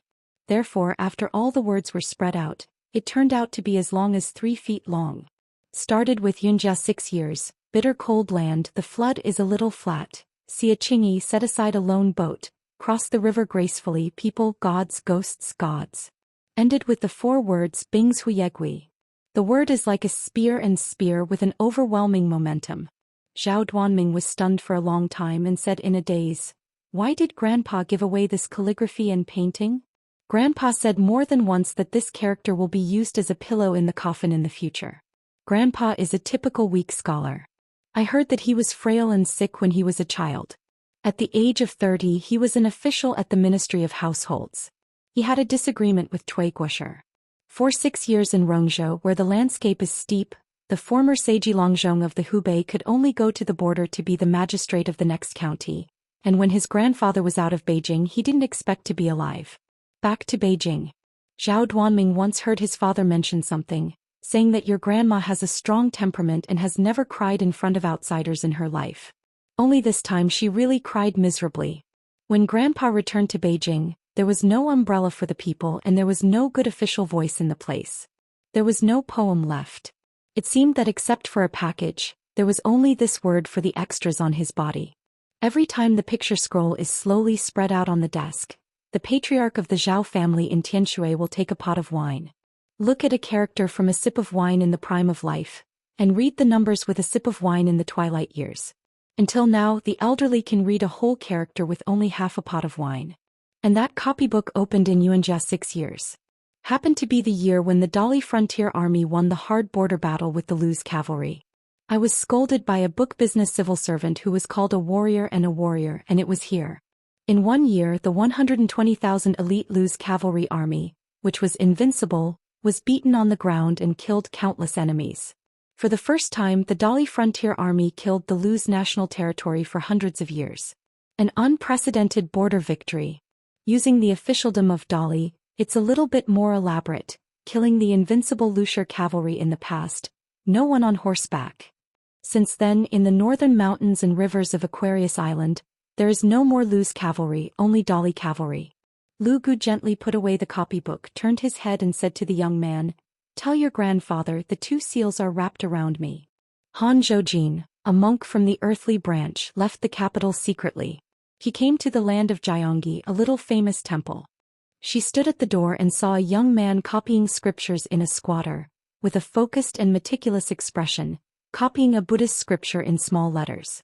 The man looked at him as just a suave family boy. But Han Zhoujin was very nervous and even the palms of her hands were sweaty. The contemporary patriarch of Zi Zhaoyan's family is Guanglu Temple Qin Yan Yongfeng. Compared with a person who bears the title of Shangzhou Kingdom, the official is not big or small. The key is the Qingshui Yamen of Shaojiuqing, but the real words of Yan's the person is someone who dare not look down upon. Is Han Zhoujin's eye of this man of skillful cultivator Yan Jiaran. Yan Jiaran is proficient in cursive script, but he likes to copy the scriptures here in lowercase. It seems that every time he enters Beijing he will come here to copy the scriptures in his spare time. This is the 3rd time Han Zhoujin has seen this person here. After copying a sentence, Yan Jiaran turned his head and smiled.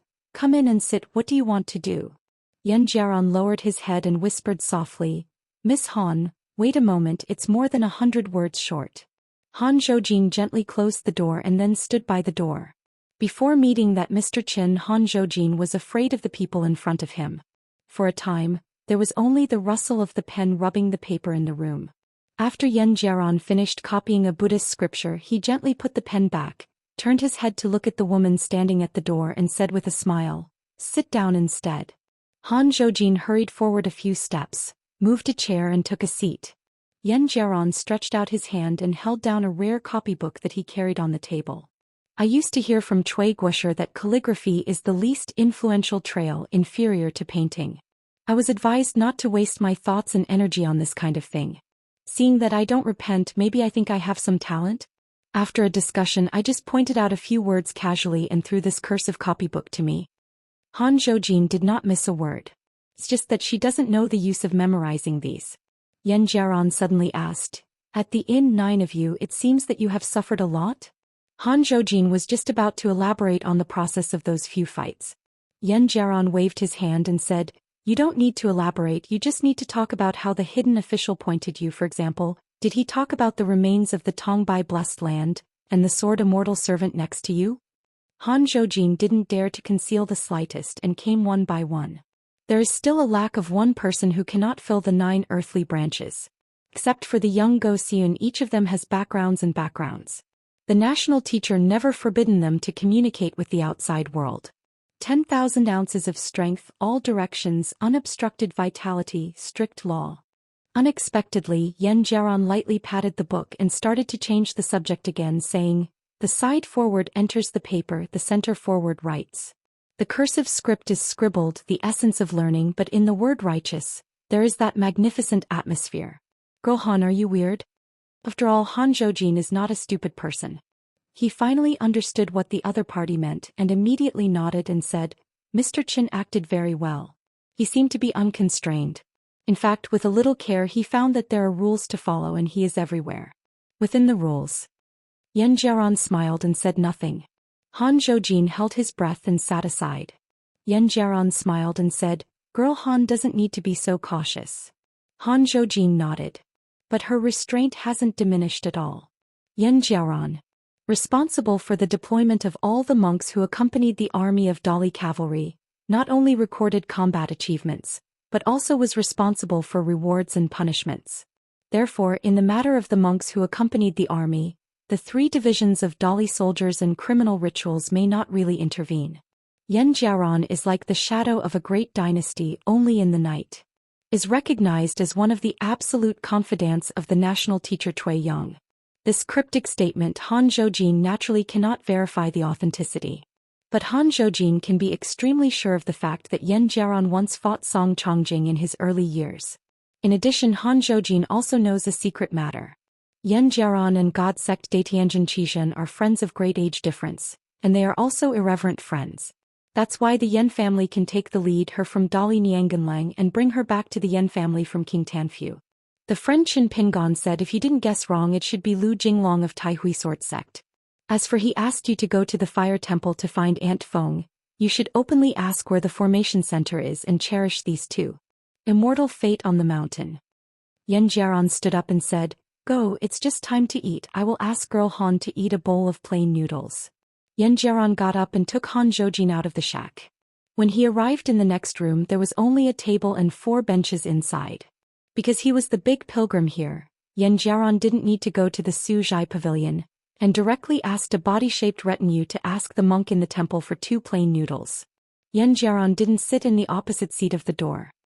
He stretched out his hand to press on Han Zhoujin and said with a smile, "The reason why I like to come here is half hunger and half zen."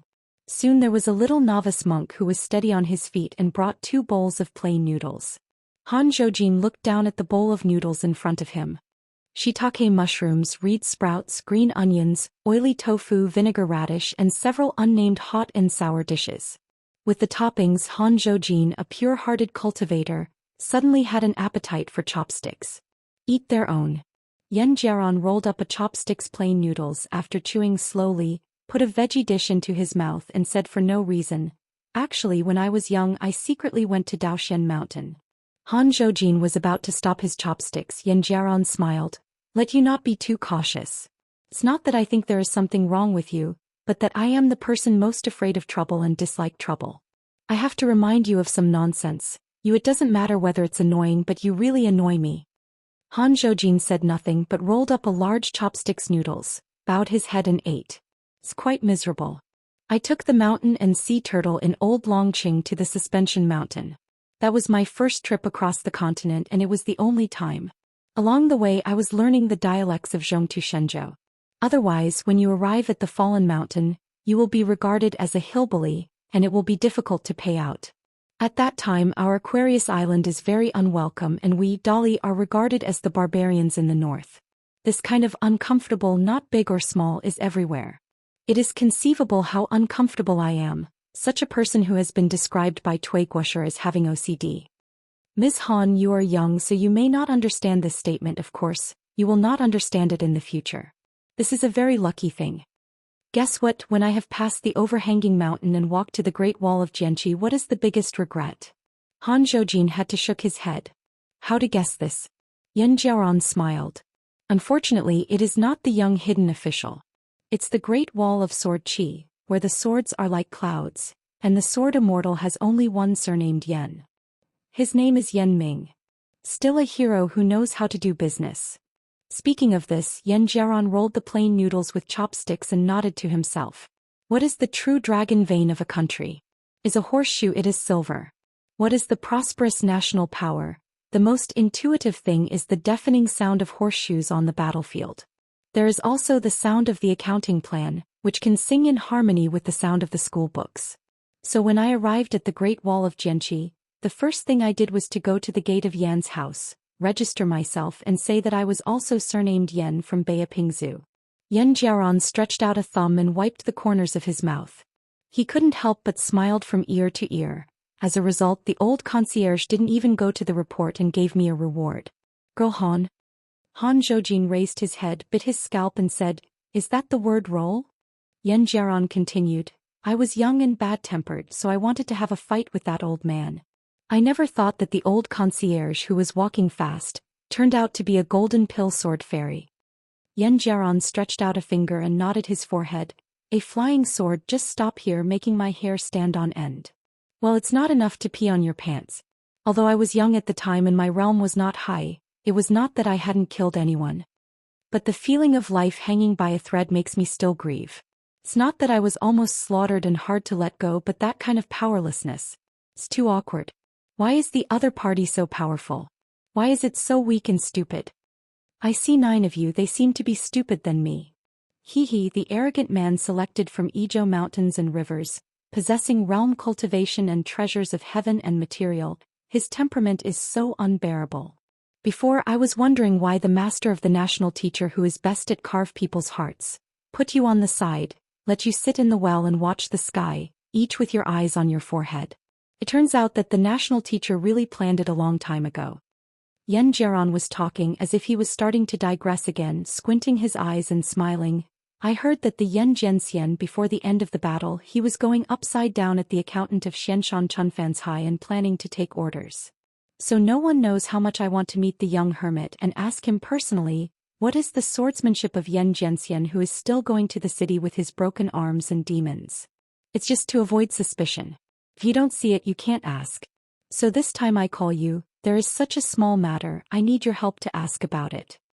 Howren, the traveling monk in the world, facing the sword repair of the Great Wall of Sword Qi later, the frontiers of various countries in Aquarius faced the Dali cavalry. Maybe Yen Jiaran had the same feeling when he faced the concierge Jianxiu in his early years. Yen Jiaran will soon go to the wild world with the hunting envoy Chao Ping. The temple was built at the foot of the mountain.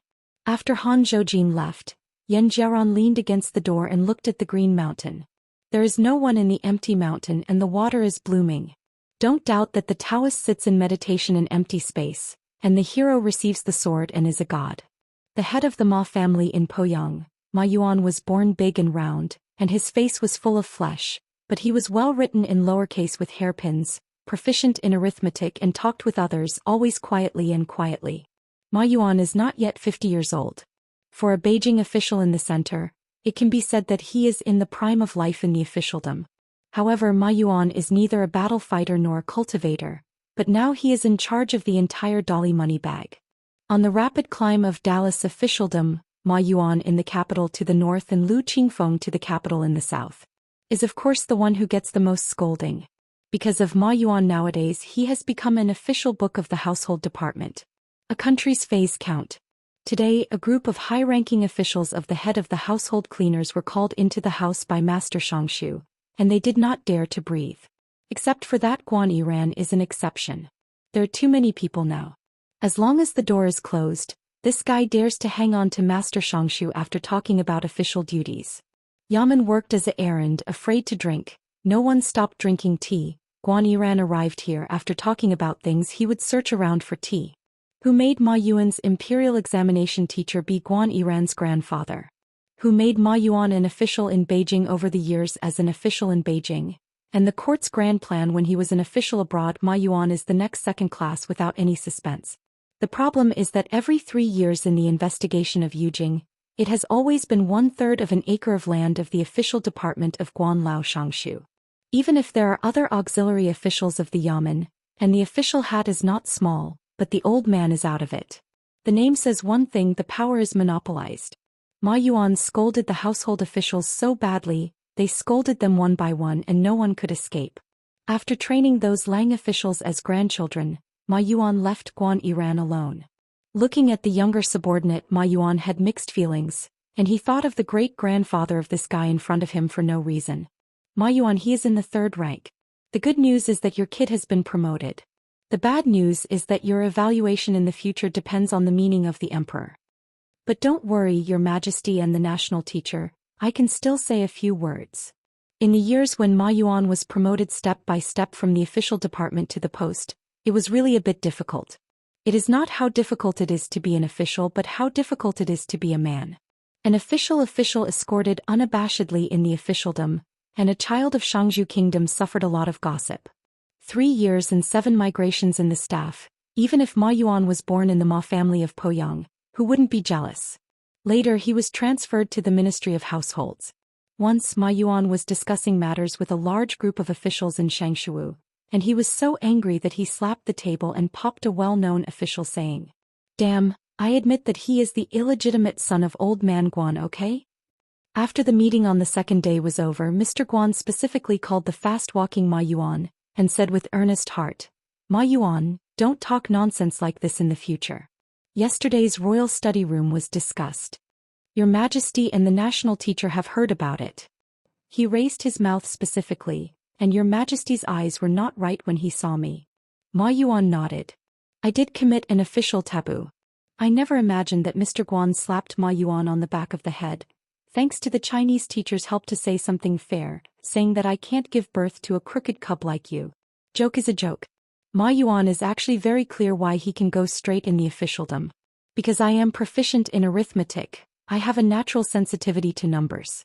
When Ma Yuan was still working as an errand in the household department as a new Jinshi, the national teacher Cui Huang once gave Ma Yuan a stack of arithmetic books in private, and an extra piece of paper on which the 10 arithmetic calculations were written.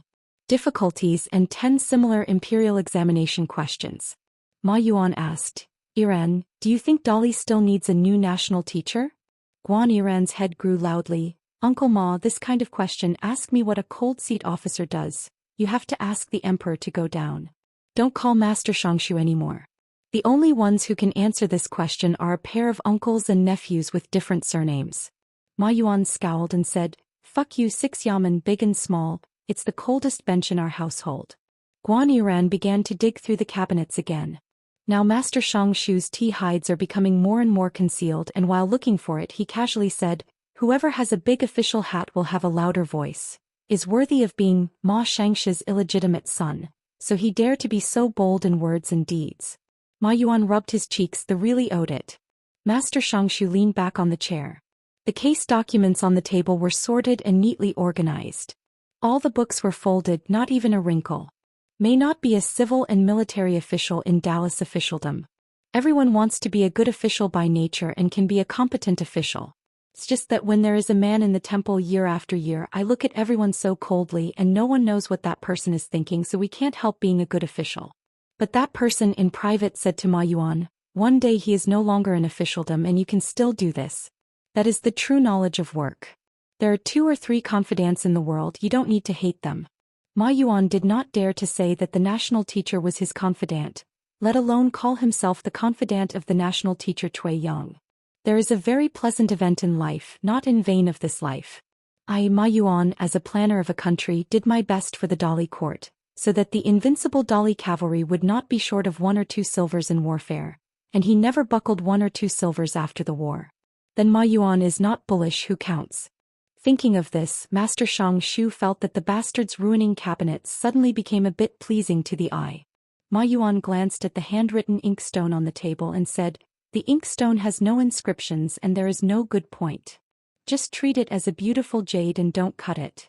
Finally found a tin tea can for Guan Yiran, engraved with poems and signed Shi Mao. "From everyone's hands are more precious than the tea in the jar." Ma Yuan remained silent.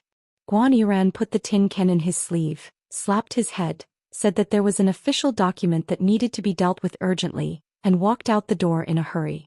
Ma Yuan suddenly said, "Iran, although choosing friends is the first priority in life, You still need to maintain a proper sense of distance and proper distance to advance and retreat appropriately. Guan Yiran just crossed the threshold, turned his head and smiled brightly. I see, Master Xianxia. Ma Yuan stretched out his hand. Bring it. Guan Yiran pretended to be stupid. What? The neighbor of the Honghu Temple with the Ministry of Housing and Urban Rural Administration, an old man called Xianxia. Xianxia is just a small preface from the 9th grade. It stands to reason that there is a difference of tens of thousands of miles from the official rank of Lord Honggusi. As one of the yamen of the Xiajia King of the Dali Imperial Court, Honghu Temple was originally just a place of sullen fart according to the ridicule of the Lubayamen, but now with the prosperity of the Dali Imperial Court, it has more and more frequent contacts with other continents. The status of He Temple has risen. If the young officials of Dali were transferred to Hongxi Temple, they would be regarded as a kind of relegation. It would be extremely difficult for them to make their debut in the officialdom, but now they are not. Master Xiqing looked kind and asked with a smile, Xianxia, how are the newspapers prepared by the various ministries and departments? Xianxia respectfully replied, except for the Ministry of War, which is still reluctant to let go, the other departments are very good at talking, and there are 6 more diaries than last time. Master Xiqing smiled and said, 6 wall-to-wall grasses fall with the wind.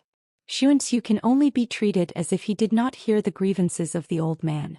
This lord of the Hongyu Temple, named Chongsun Mao, came from a local gentry in Beijing, that is, the old officialdom who used to wait at his door in the first month and cursed young people for not knowing how to behave.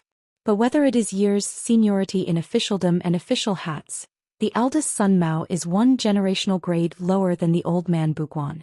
Self-proclaimed as a child prodigy for 10 years, a gifted man for 20 years and a minister for 30 years. Whenever he returns to his hometown, he will have to live for a few more years and strive to be a fairy for another 30 years. He is a half-life rich, old and leisurely man of both ends.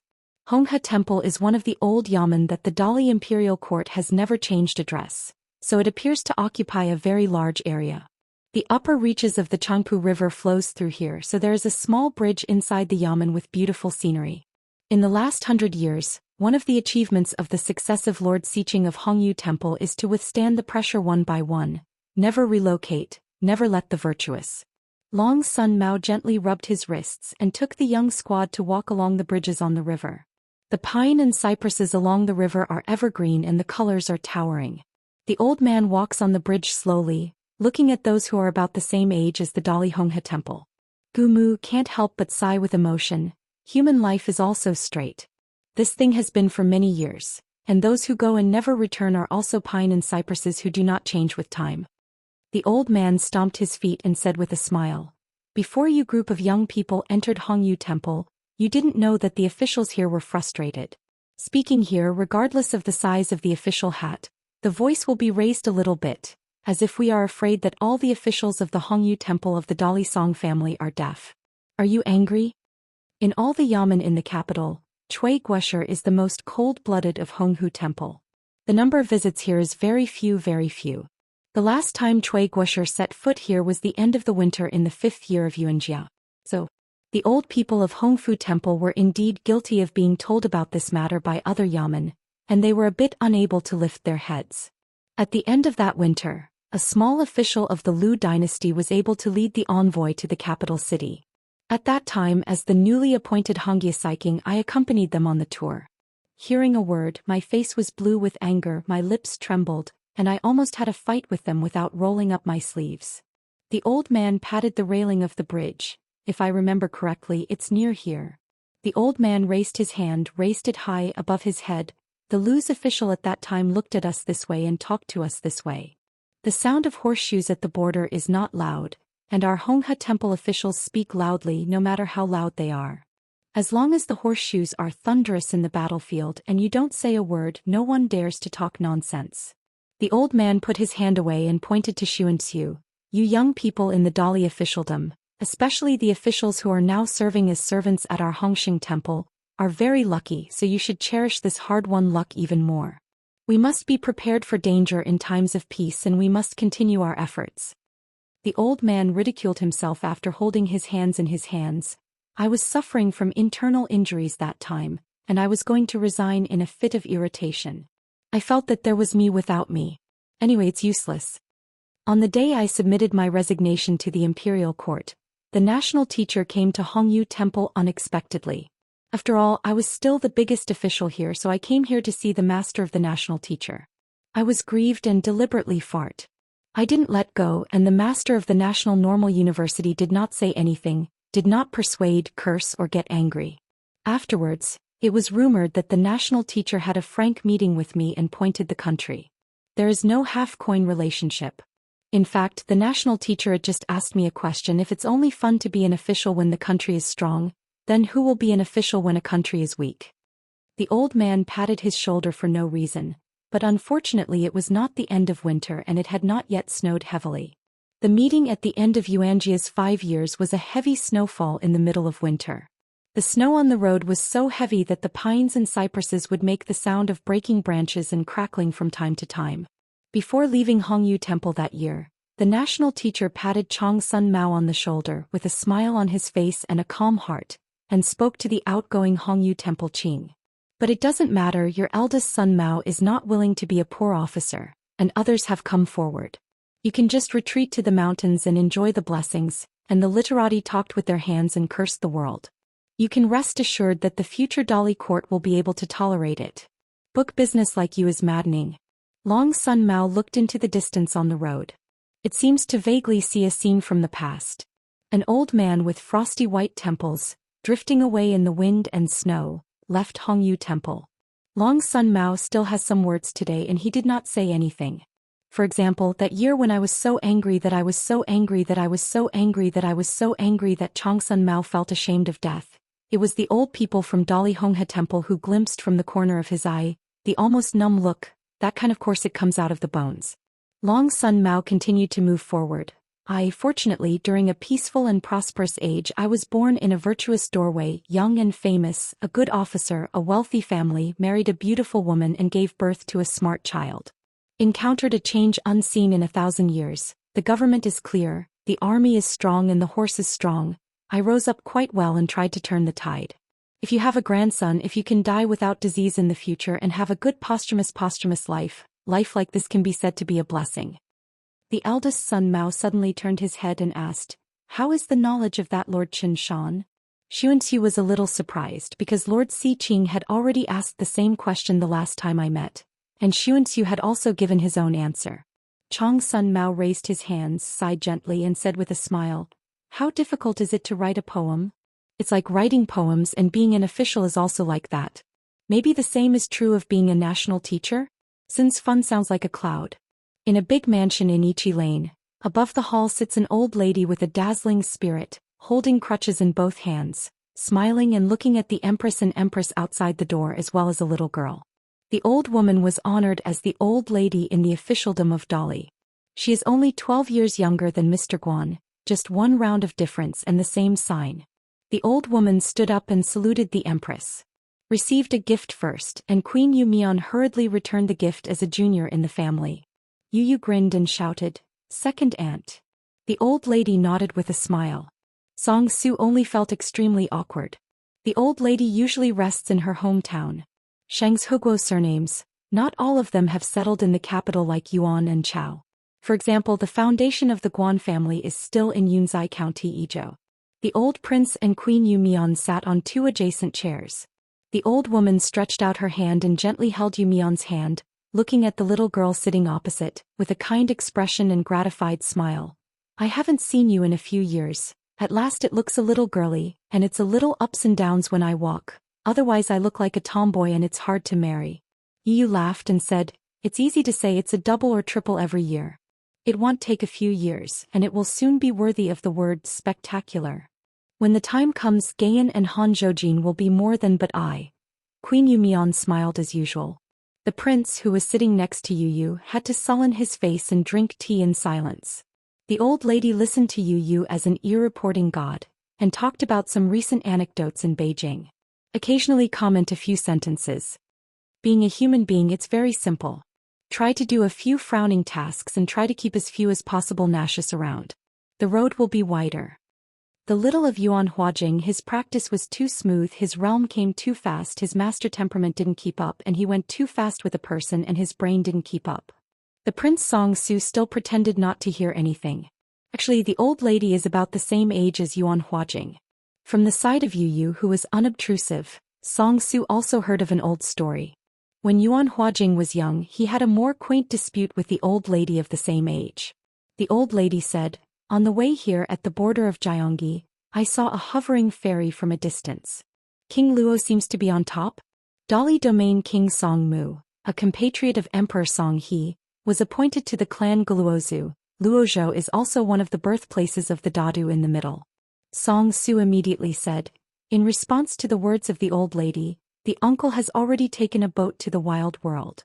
The old lady hummed and patted the hand of Queen Yu Mian gently. The old woman smiled and asked, "His Royal Highness, do you think that Xianxian Luopashan is more like our national teacher, or is it more like the Qishan master of Xianxia Academy?" Song Su was a little embarrassed after looking at his mother. Yu Mian shook his head slightly. Yu Yu slapped the handle of the chair and the girl continued to say nothing. "It looks like impossible." The old woman shook her head and said, "Qi Shanchong gave a lecture in the academy back then. It made people feel like sitting in the spring breeze, but also felt lovely in winter. On the other hand, Tui Guosher stalked in the temple, which makes people feel that the autumn wind is calm and the summer is awesome. The two have very different temperaments, so how can they not touch each other? How can one person account for both? You must be wrong. Your Royal Highness, should you talk about it?" Song Su had to carefully consider the words and slowly said, "Similar to you, maybe I've read it wrong." The old lady smiled and nodded. "Mochi is delicious." Qin Tianjian. The supervisor and the vice director began to inquire about Yuan Tianfeng, because the court of Dei planned to rename Longzhou to Chuzhou. The name follows the theory of the division of stars. In addition, the names and boundaries of the counties and counties also changed. Longquan County was replaced in those days. Longzhou was promoted to Longzhou because the land boundary encompassed more than half of the Lizhu blessed land that took root. Compared with ordinary prefectures, Longzhou has a very large territory, but it has only 4 counties of Celadon, Baoshi, Sanjiang and Xianxia. This is in Dei. The imperial court is an extremely unusual setting. Therefore, in addition to changing the name of the state, it is necessary to establish several new counties and add more new counties, which is tantamount to disrupting a whole Longzhou county and starting from the beginning. The current governor of Longzhou, Wei Li, the court will soon have another important role. Dali officialdom recognized that there are 2 treasures of feng shui where promotion is easiest. One is the native Longzhou, and the other is the Qingwan country of the old vassal. Yuan Tianfeng looked at the old Longzhou geomancy map and said with a smile, "I am only responsible for naming involving the division of specific counties and counties. I will not have any suggestions. As for whether these names should be used in the county or the county, you guys Qin Tianjian went to discuss with the Ministry of Rights to do it himself." In addition to compiling the almanac, Qin Tianjian also has the right to survey geography, which is collectively referred to as Mr. Kingwis geomancy family. If the changes of celestial phenomena are closely related to the rise and fall of human emperors, then the Qin Tianjian uses arithmetic methods to calculate the degree of the heavens, thus compiling the calendar and assigning time on behalf of the heavens. This is the move to establish Xianxia. Deputy Ma Jian smiled and said, "I implore Mr. Yuan to speak freely. Fortune-telling techniques, tired of ancestral temples, bone fortune-telling, birth date, ziwei doshu, dreaming. This Mr. Yuan is perfect in everything." Yuan Tianfeng reported a series of county names: Xindu, Jinyun, Lanxi, Wushang, Wui, Wenqing. Monitor Zheng and Deputy Ma Jian looked at each other and smiled after hearing those names. Yuan Tianfeng said suddenly, "You can actually ask someone for the opinion of naming, maybe you will be surprised." The supervisor looked at the supervisor and coughed. Deputy Ma Jian turned a deaf ear. Master Jianjing began to cough again. Deputy Ma Jian turned his head and asked, "Master Jianjing, your voice is uncomfortable?" The supervisor sighed. "That's it." Deputy Ma Jian breathed a sigh of relief. Unexpectedly, Master Superintendent said, "Those who can do more work, this time I will let Brother Ma continue to play. The surname is Ma. It will definitely take the lead and succeed." The main courtyard of Jingqing Road. The leader and Taoist from Dali Chongshu Bureau, who has been observing the discussion, did not interrupt from beginning to end. Just after the discussion, I walked out of Taoist temple with Guling. Guling is the Zhurong Ren clan in the southeast boundary of Aquarius Island. And the Taoist who was born in the Qinghuan kingdom by Yongguan. In fact, the hometowns of the two parties are similar, but before they entered Beijing, there was no intersection between them. In the palace garden, the woman was lying on the table, sobbing. The woman suddenly raised her head and gave a cold snort. Just wait and see. Only when she saw the green bamboo chopsticks on the table, she couldn't help but feel miserable and blamed the sky and the others. Ellie. Lu Yu suddenly felt his heartstrings tense, turned his head and looked into the alley. The boy opened his eyes wide and for the first time saw an uninvited guest walking out of the alley instead of walking into the alley. A thief with such a high level of Taoism. Lu Yu was very angry. Good fellow, how dare to break into the mansion of the national teacher?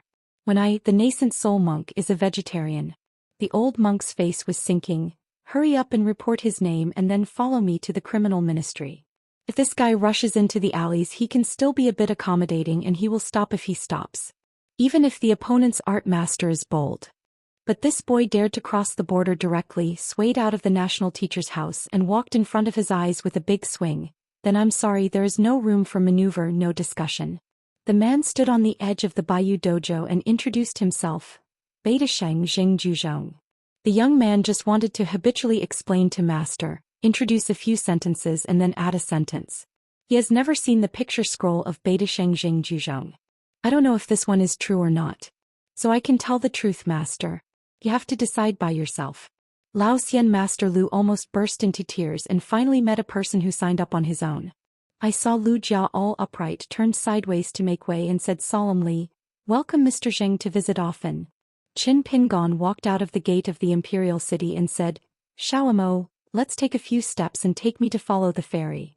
Pei Qian and Chao Sunny had just boarded a Xianxia ferry and set off for the south, not long after. Xiao Mo nodded and then asked, "Is the sun worried about the two disciples and students?" Qin Pingon smiled. "There's nothing to worry about, just want to see them more. By the way, let them pass a message to another student of mine."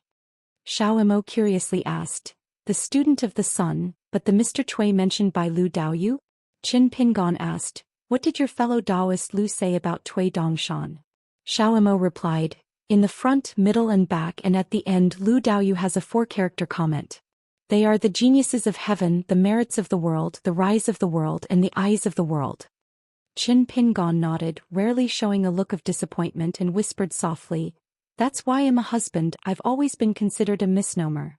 Xiao Mo shook his head and said, "I think this student of the sun will never feel that his husband is not worthy of his name. He will only feel that it is a blessing and honor." Qin Pingon endured but still couldn't hold back, slapped Xiao Mo's shoulder again. "What kind of atmosphere? It really has nothing to do with me." Sword of Coming Chapter 883. A southbound ferry belonging to the Chongchun Palace will stop at Nujiadu in Longzhou on the way. Chao Sunny came to Pei Qian's house, stood in the corridor, knocked gently on the door and said, "It's me." After Pei Qian opened the door, he continued to walk 6 steps in the house and asked casually, "Is something wrong with me?" This trip between Luopa Mountain and Beijing, Pei Qian covered the face of the girl when he was on the way, so as not to spend a few more medicine expenses in vain. 6 steps to walk the pile. This was the only boxing skill Qin Pingon did not hide when Pei Qian was a child.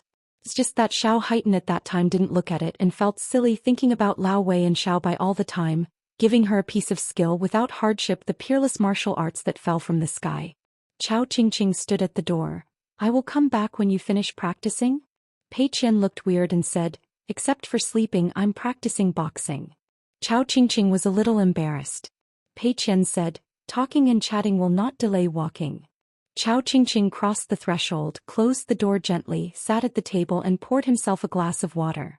With the exception of the Dai military ferry, almost every Xianxia ferry provides clear water, most of which are taken from various famous springs.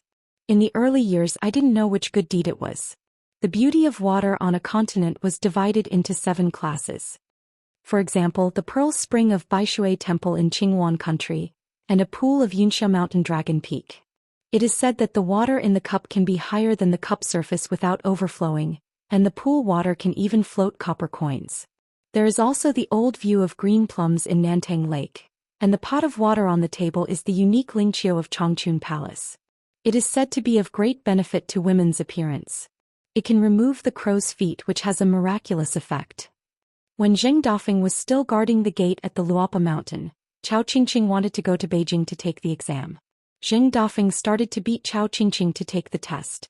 He must help himself to take a detour to the Chongqun Palace. Buying is the best thing. If you can't afford it with money, you will have to steal a few pots of Lingqiu spring water and go home. Then his Dafeng brothers will have to thank you again. Chao Sunny stated the purpose of the visit. In addition to the trip to the north where you left the Lotus route with your husband, you also went south to Tongyi's Hao alone. I would like to ask you about some customs along the way. The more you can talk about it in detail. Okay, so it may delay you practicing boxing for a long time. Pei Qian has a good memory, which is more immortal than Sunkus kind of one-shot and 10-line, unforgettable. Chao Qingqing has a good memory, but he can still break his wrists with Xianxia, but it is a shame to compare with Pei Qian. According to the plan of the husband and the younger brother, the Luopa Mountain Club will choose a location in the north of Tongyi's Hao at the end of this year, at the latest next year when the spring begins, and formally establish its next clan. In just 1 year, the first sect was established and then the next sect was established. In fact, in the history of Haoran there were only twice before. The 2 monks who made this feat were Fulu Yuxuan from the Middle-earth Divine Continent, and Jin Zhezhou, the old ascended monk who chose to betray during the war Wanyan Laojing. Pei Qian said, "I will write this booklet for you later?" Chao Qingqing smiled and raised his arms and fists and shook it gently. "It's so better, thank you, Master Sister." S original intention was Pei Qian's dictation. Chao Sunny took out the pen, paper and ink and copied the travel notes. Now he and Pei Qian both have a small cave sky, presented by Senior Shizhu, which has a higher rank than the items at hand, so it is much more convenient to go out. Pei Qian kept walking around, twitching at the corner of his mouth. "You have to collect the money, check out the number of words, how about a penny a word?"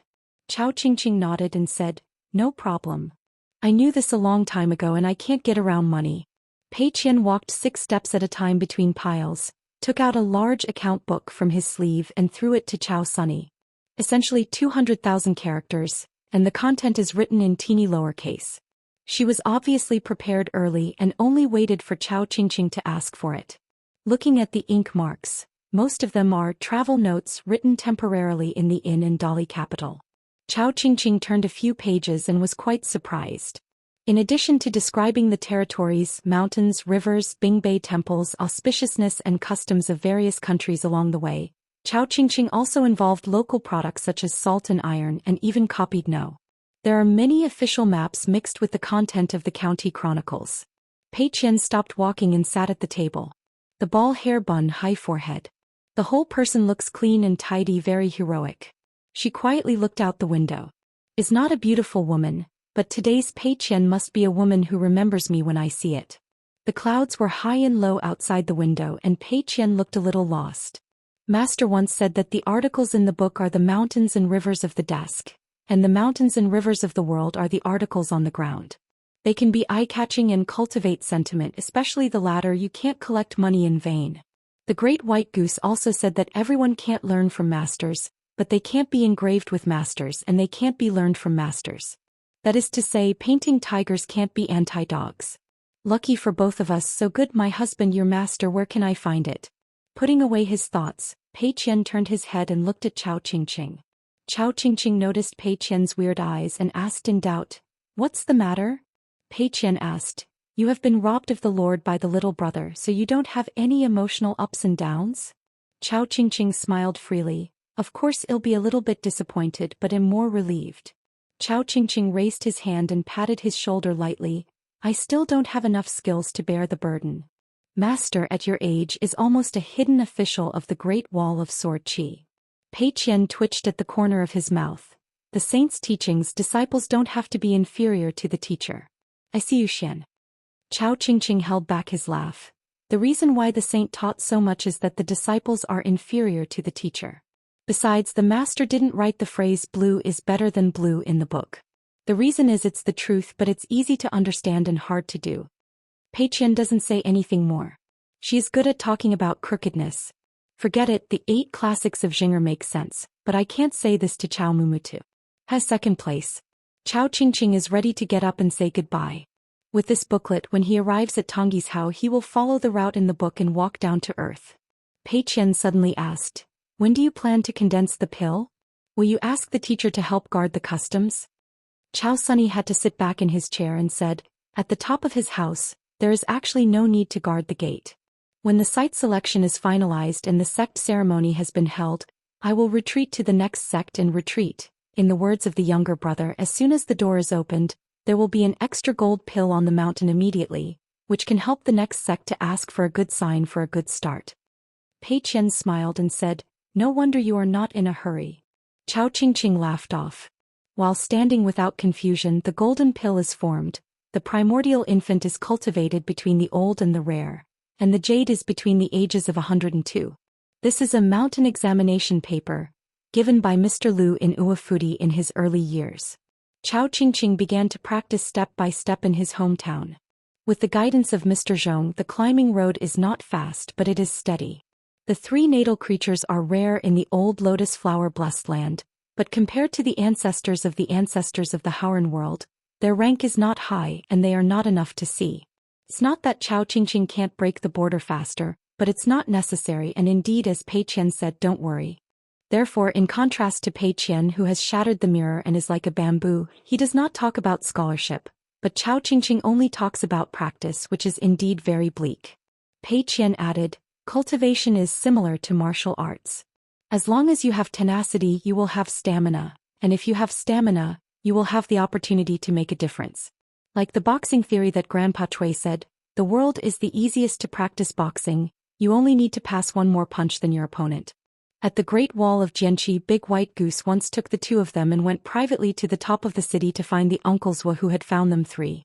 On the way to the city, the little brother once made an analogy. The drunkard in the world has never woken up. Drinking alcohol is like drinking water. The drunkard of the Great Wall of Jianqi has never been drunk. Drinking water is like drinking alcohol.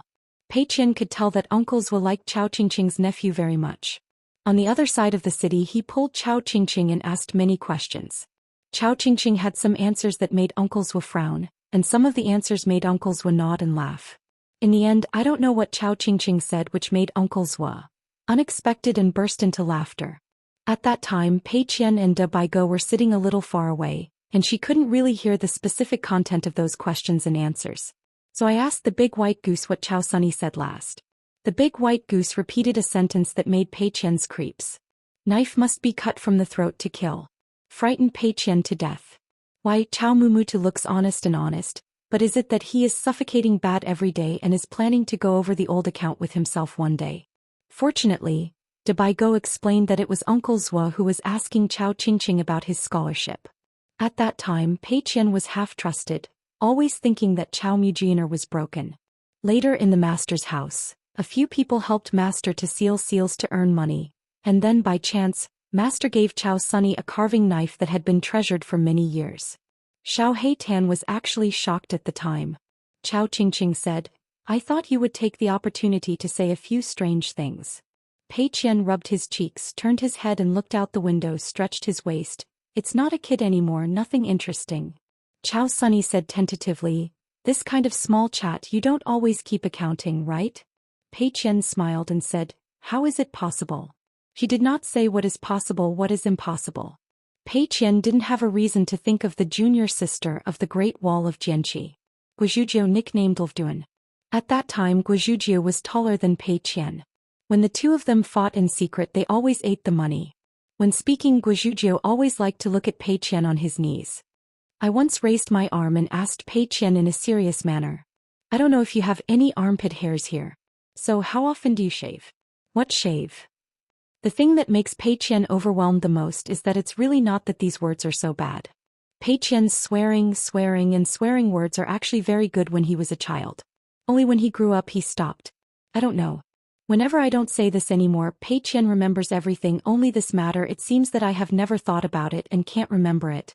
And that junior sister Guizhujiu, every time she talks and asks Pei Qian questions she is always sincere. That's why Pei Qian really took her in the past. Even if I think about it now, Pei Qian still has a headache. In the Great Wall of Jianqi, Pei Qian was bombed with Guizujia's gas many times. The key is some boring loss, so she once took a peek at Guizujia's state of mind. Is a large group of colorful birds. They are either all silent or all fluttering flocks. So can Guizhuju think about it? Chao Qingqing said softly. Still Mr. Worry? Pei Qian shook his head and said, there is a teacher and a wife, not to mention that there is Senior Shizhu beside Mr. There is nothing to worry about. Furthermore, the most reassuring person in the world is his master. Chao Qingqing wanted to say something but stopped. This is so thoughtful. Many things have been thought of early. For example, on the Great Wall of Jianqi, I will talk to Chao Qingqing in private. If you two stand together in the future, I will be more eccentric. In fact, this is nothing. What made Chao Qingqing dumbfounded was that her husband quickly added, Mr. seems to be more partial to her, don't you have to pretend?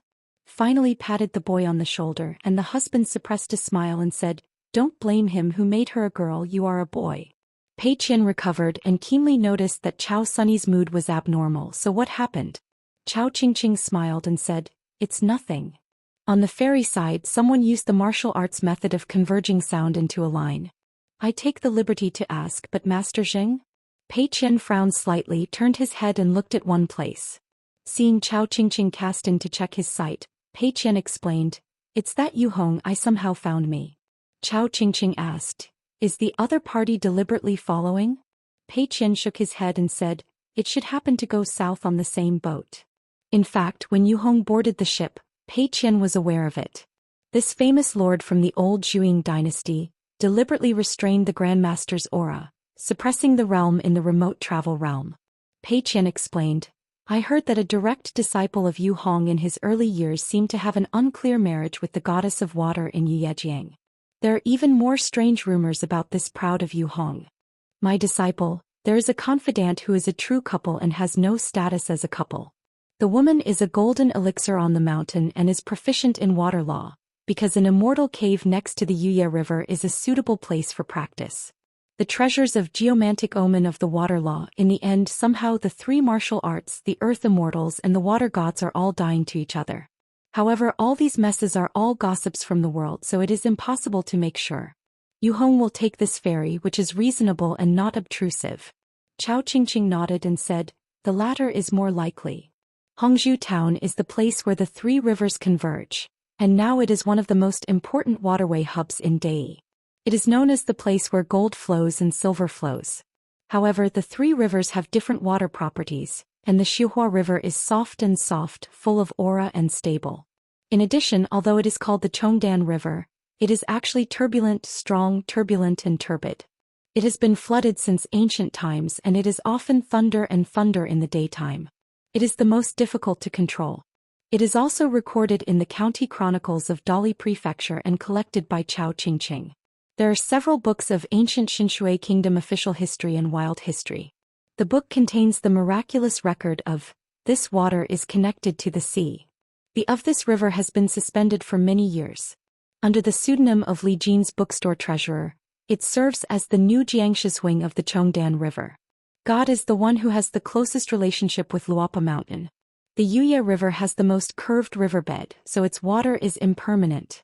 The water transport in different sections is extremely different.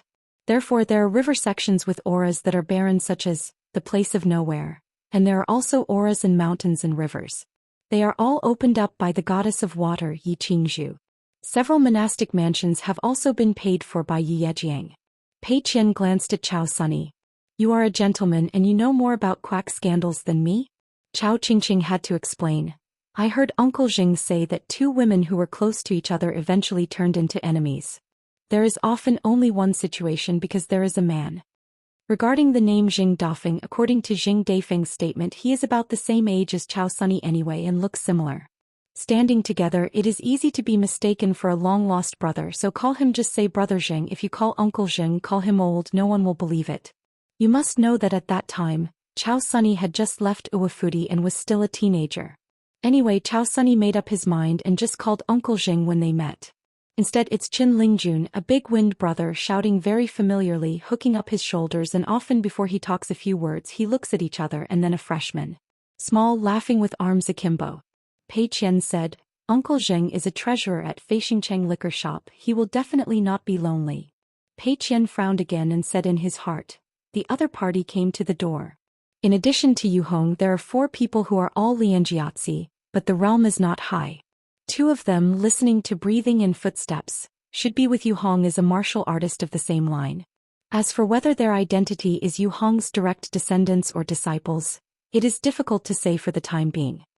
Thinking about it for a while, carefully reviewing the memory, Pei Qian seemed a little surprised. She hesitated and then took off her face, revealing her true face. A group of people walked from the top floor of the ferry to the first deck. The person headed by is gray-haired, burly and vigorous. The old man is half a head taller than the northern man. He is one of the 4 great masters of Aquarius Zhou Wuping Yu Hong. In the famous arena competition at the Fire Temple in Beijing, Yu Hong defeated Zhou Haijing. Let the old master's reputation in the arena suddenly reached its peak. It is said that there are no less than 10 mountain sects, who kindly invited Yu Hong to serve as worship or guest. Yu Hong is 150 years old and has been famous in the old Zhuang dynasty for a long time. There are a lot of disciples and grandchildren, but there are no so-called closed disciples. Generally speaking, there are only 2 situations when an elderly person who has reached the age does not accept closed disciples. Either he thinks he can live for many years, or he has not been able to find his favorite disciple, and cannot find one that is worthy of use. Inherit the mantleman. Whether it is up or down the mountain, the people or the nobles of the sky, Yaoer is the most favored, and it is almost a rule. The reason why Yu Hong didn't return directly from Dali capital to his own school in the middle of Aquarius Island this time was that he planned to take a trip to Piyun Mountain and Yuye River, and then to the Xia land boundary. The monarch of Beiyue Mountain Weibo has been fascinated by Yu Hong for a long time.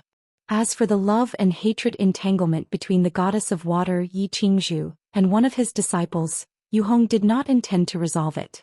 This visit to the water god's mansion is a rush to talk. When I went to buy and sell, there are a few mountain friends in the south who plan to practice jazzy time together on the Yuye River, which is equivalent to rounding up the fairy caves on the Yuye River. Most people are in the middle of the mediation. Yi Qingzhu may not be willing to sell this face. Show up, dare not say that it will happen. After all, it is not small. During the you can just visit the young sword fairy in the Luapa Mountain. A well-known figure in Aquarius Island nowadays. A cultivator who can exchange his fist with the old ape who moves the mountain must be a mountain-level martial artist. Otherwise he cannot hold back the fierce fist enshrined by the Yangshan mountain protector. After all, the young mountain master is still the master of Jing Qingming. If you want to say that the other party is the legendary Wufu of the end, Yu Hong has doubts for the time being. Is both a sword fairy and an end? The good things in the world cannot be taken up by one person. More likely it was Qin Pingon and Hongfu Qitian, who had found a Jing Seiqian, who was better than Blue as a disciple. So if possible, Yu Hong plans to compete with the young mountain lord. Of course, the prerequisite is that the other party is willing to nod. If not, Yu Hong can only give up. No matter how big it is, Yu Hong will not feel that he is the first-class worship of the Great Li, and how high he can make a young sovereign in the world. Look at an age-old 9-realm Takashi. What's more, the other party seems to have a bad temper, and there are already some rumors on the mountain that this person has actually done what Yuan Jingye can do under the eyes of everyone. Fortunately, Xingyang Mountain closed Jingguoshuiyu in a timely manner. Otherwise the monks of Xingyang Mountain would be even more unable to look up now. Yu Hong's 2 direct disciples, one male and one female, are very young in their 30s. There are still 2 people from the rivers and lakes, even if they are all old men with frost and snow. But on Yu Hong's side, they are still out-and-out juniors, similar to the heroes of all walks of life.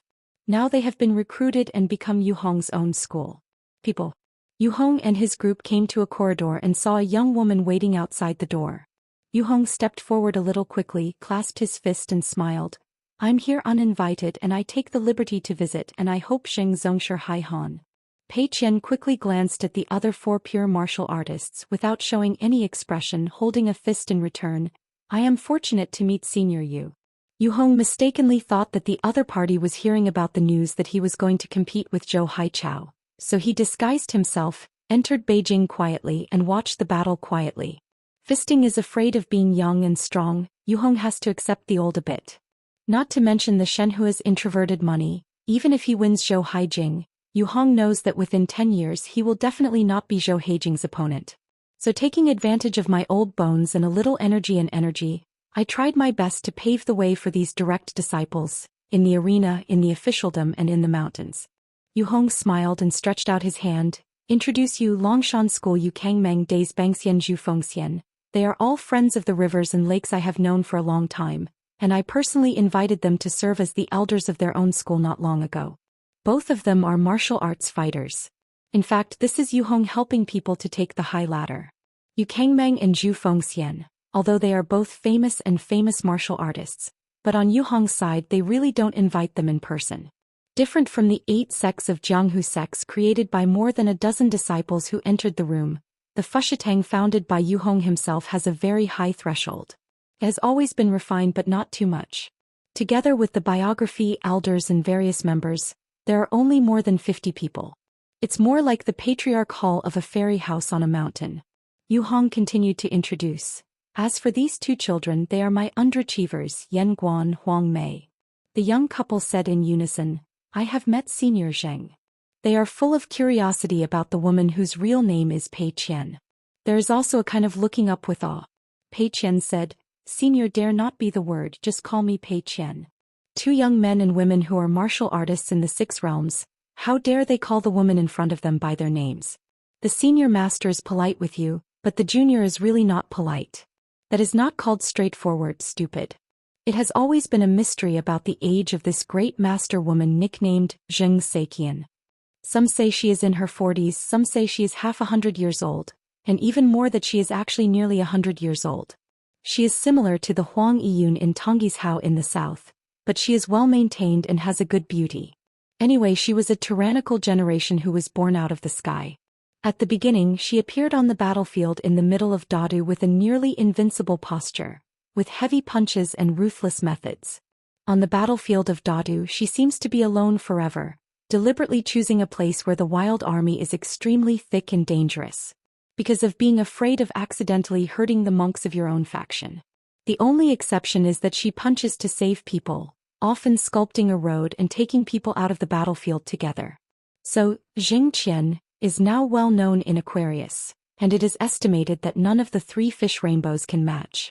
If the person with Yu Hong questioning boxing is Xianxia instead of Zhou Heijing, let alone the crowds in the streets, it is estimated that all the houses near the Huishan temple can be sat down by spectators. Especially the elder brothers and elder brothers of Dali capital, as well as the seed brothers of the generals who have been to the battlefield, mentioned Xianxia one by one. That admiration cannot be added. Anyway, anyone who dares to say that Xianxia is not beautiful will follow who is in a hurry. Especially the official Yan once had the privilege to see Xianxia punching on the battlefield with his own eyes. In a wild formation where a large army was assembled, a slender woman suddenly descended from the sky, and in the blink of an eye, the heaven and the earth became clear. Within 100 feet of a radius, those who fell to the ground were dead, and only women stood. Therefore, in the eyes of the strict official, the woman in front of him is like a heavenly person. So that when he held his fist to give a present, Yan Guan's arms and voice trembled uncontrollably. Pei Qian asked, Older you, is there something to discuss? Yu Hong smiled and said, There is indeed something to discuss with Zhongshe Zheng. This time we will disembark at Nujiashan Ferry and plan to visit Luopa Mountain. I wonder if Lord Qin is on the mountain now? Pei Qian said, My master likes to walk the rivers and lakes alone, and his whereabouts are uncertain. I am not sure whether the master is in Luopa Mountain at the moment. Yu Hong nodded and said, It's okay, the ferry stops at the ferry. After I disembark, I will take a trip to Piyun Mountain. I will bother Zhongshe Zheng to send someone to give me a message. Pei Qian smiled and nodded. Send someone? Who can I call? Left and right guardian of Qilong Lane? Xiaomi Li is so timid I dare not go out. As for the other one, it wandered around all day long without a shadow. Dali Song Chongjing Yu Hong didn't dare to ask punches at all, he would die. Faced with this Pei Qian he would lose anyway, and Yu Hong was unwilling to give her a reputation for nothing. Upper Mountain is really bottomless. Kaching Wei and Jin Dynasty. Fengxue Temple Great Sword Immortal, the first person in Aquarius Kendo. There is also the sword fairy Yumi, who handed his sword on the battlefield of Old Dragon City. Somehow he switched from Beiweping Mountain to Luopa Mountain. Plus the pure martial artist who is at least far away the prosperous martial arts. It is the best in a continent. Such a sect is indeed worth letting Yu Hong lower his body and take the initiative to make friends. Pei Qian glanced at that Zhou Xian, hesitated for a moment, still didn't say anything. The other party did not recognize himself, but Pei Qian recognized the old gang leader of the day's gang. Back then I traveled to the Qingwan Kingdom Jingui Temple with my master. At that time I happened to meet the disciples who believed in fruit harvesting. When taking refuge from the rain I met two groups of people from the rivers and lakes. One was from Yunshao Kingdom Yanzhou High, and the other was the Day's gang from Qingwan Kingdom. There is the old gang leader Zhou Xian, the famous demon of the rivers and lakes. There were two young girls at the time, named Zhu Xiang and Lu Qingqing. The former has an oval face. She likes to blush when she speaks. She has a paper knife that she carries with her, named Wuer. The other round-faced Chui just follow her grandpa. In the Qingyao mountain of Qingwan country, there is a historic Jingui temple in the mountain. There are 6 old osmanthus trees planted in the site. There were once wandering fairy tales and they were planted in the middle of the moon. The chessboard on the stone table under the tree with 18 horizontal and vertical directions is said to be carved with sword energy by Li Tuanjing in Fenglei Garden. The Guizhi umbrella presented by Taoist priests in Guanyi is more valuable. Yu Hong didn't say to sit down and drink tea or anything, so he took someone to leave. Just like this, it is tantamount to giving Jing Qian a lot of face. Pei Qian accompanied him all the way and stopped after walking out of the corridor. Huang Mei seemed to be in a good mood when she found that master went back. Pei Qian returned to the house and Chao Sunny looked through the book over there. It didn't take long for him to slip into the house from the cat waist in the fairy window in a green shirt, and fell to the ground. Pei Qian and Chao Sunny got up each shouting, "Master! Sir!" Xiao Imo then appeared next to Qin Pingyan out of thin air. Qin Pingon sat on a chair and Chao Sunny was like a piece of wood. There was no movement. Pei Qian had already poured 2 bowls of water to Master and Senior Shizhu. Xiao Imo and Pei Qian thanked each other, took the water bowl from the table, held it with both hands and stood drinking water. Qin Pingon smiled and said, "It's okay, I'm here to see you off and I'll return to the capital soon." Pei Qian said, "Master, I just met the old Zhu of the day's gang." Qin Pingon nodded and said, "I just hid in the clouds with Xiao Imo. If I saw it from a distance I'll say hello later." In the past years of travels Qin Pingon had many encounters. There are high and low levels, good and bad behaviors and people who do things with and without attention. They have different temperaments but they are all in Qin Pingan's mind.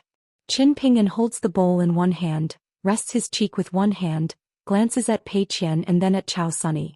The man in the blue shirt who was the master and husband, squinted and smiled.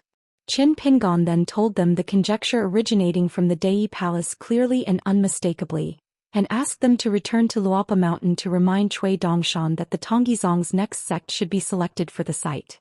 Be careful and careful. The more you recognize it earlier. In suitable places, the more you must think twice so as not to avoid the way of the Lu family in the Middle Earth. By the way, I roughly talked about the process of the wine bureau. Pei Qian silently remembered the name Lu clan of Zhongtu and Lu Wei. Chao Qingqing asked, "Is this action of the Lu family in China counted as prohibited?" Qin Pingon smiled. "Yinyang family, things are relatively slippery. Between the two sides really want to quarrel over the Confucian temple. It's also a mess. Even if we win the quarrel we will fight against the Lu family in China. The board is still not too heavy." Speaking of this, Qin Pingon raised a palm, "So it's better to come by yourself. At that time the 2 sides will go to the Confucian temple to quarrel." Pei Qian grinned. Qin Pingon suddenly listened, drank a cup of tea, got up and smiled. "I never thought that there is still fun, that Huang Mei seems to be fighting with people. You are busy with yourself, I will watch the fun and then I will talk to the old helper Zhu. After recounting the past I won't say hello to you when I disembark."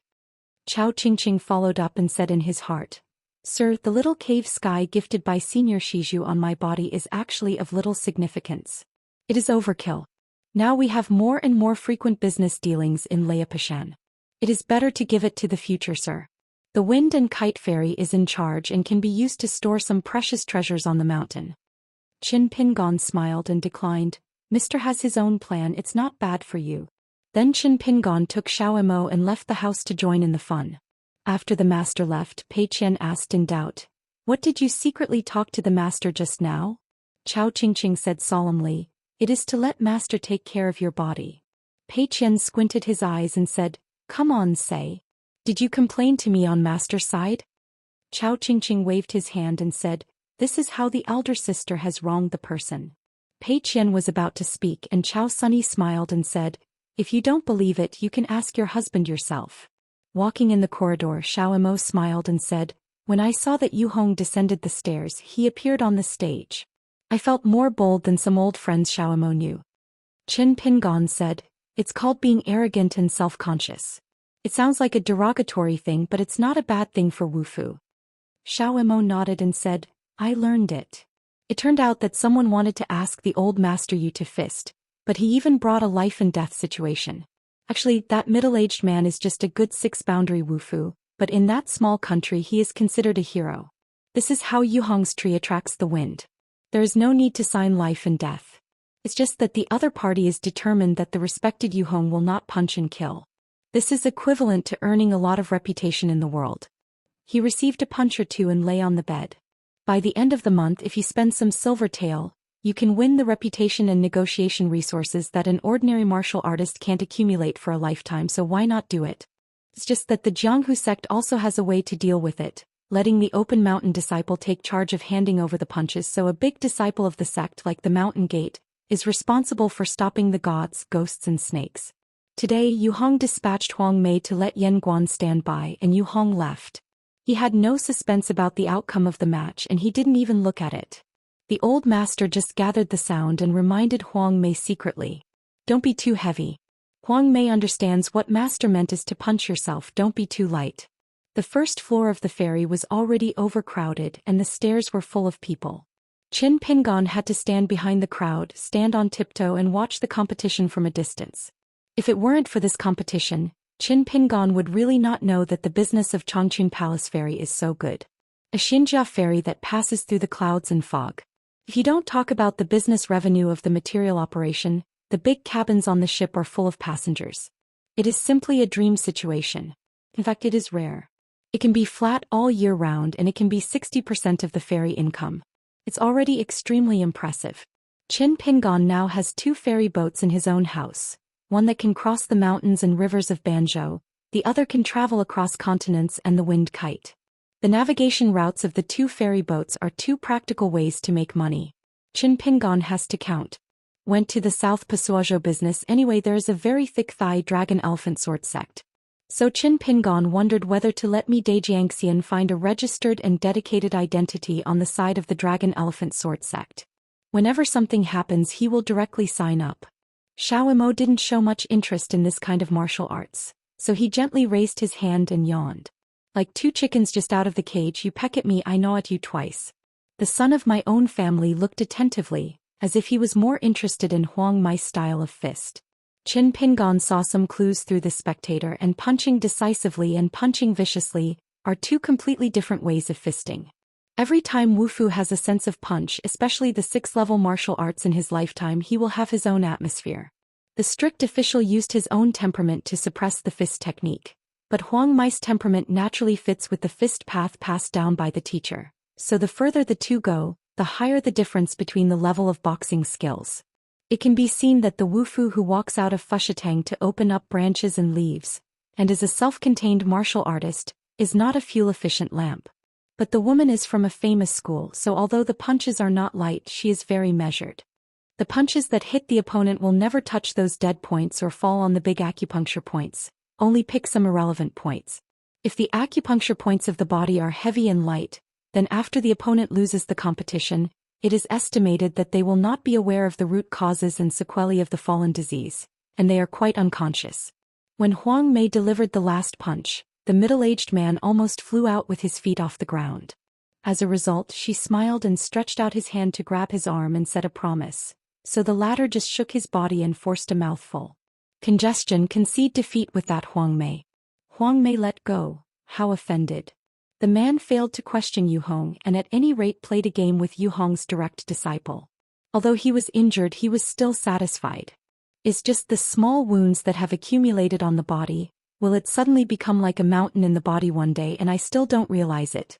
Almost all the spectators watching the battle on the ferry were unskilled fighters on the mountain, not to mention the excitement. The crowd gradually dispersed. Zhu Fengxian was chatting with Yu Kangmeng on the bow of the ship, and he didn't care about the match.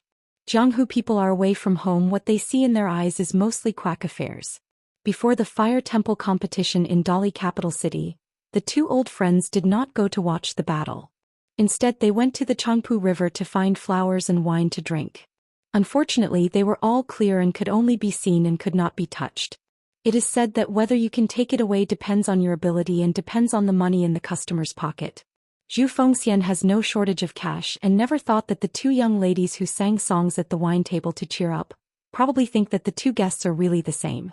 He was too old, so he just smiled and said nothing, pretending that he didn't understand Zhu Fengxian's suggestion. In the big city of Lily, Zhu Fengxian didn't dare to make any trouble, just drew out a gold ingot as a reward, and took the opportunity to touch the woman's white tender little hand. There's no way. When Zhu Fengxian rewarded the silver ingot before, the two women didn't touch their eyelids. After walking out of the restaurant with his old friend, Zhu Fengxian walked by the Changpu River and couldn't help but sigh, Jingui, no silver in his eyes. At this moment Yu Kangmeng caught a glimpse of the official Yan and Huang Mei walking up the stairs, and said in a threat of voice, "Hanging. I knew it was such an ending. I want join Fushatang if I was killed. This thing really blames me and it drags you together." Said he was the elder of the gang, but in fact he had no real power. More often he would give fists to the two babies.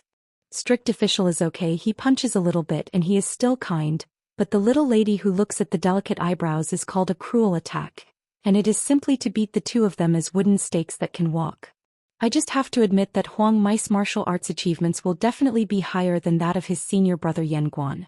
Although it is the 6th realm now, it is going to the far travel realm.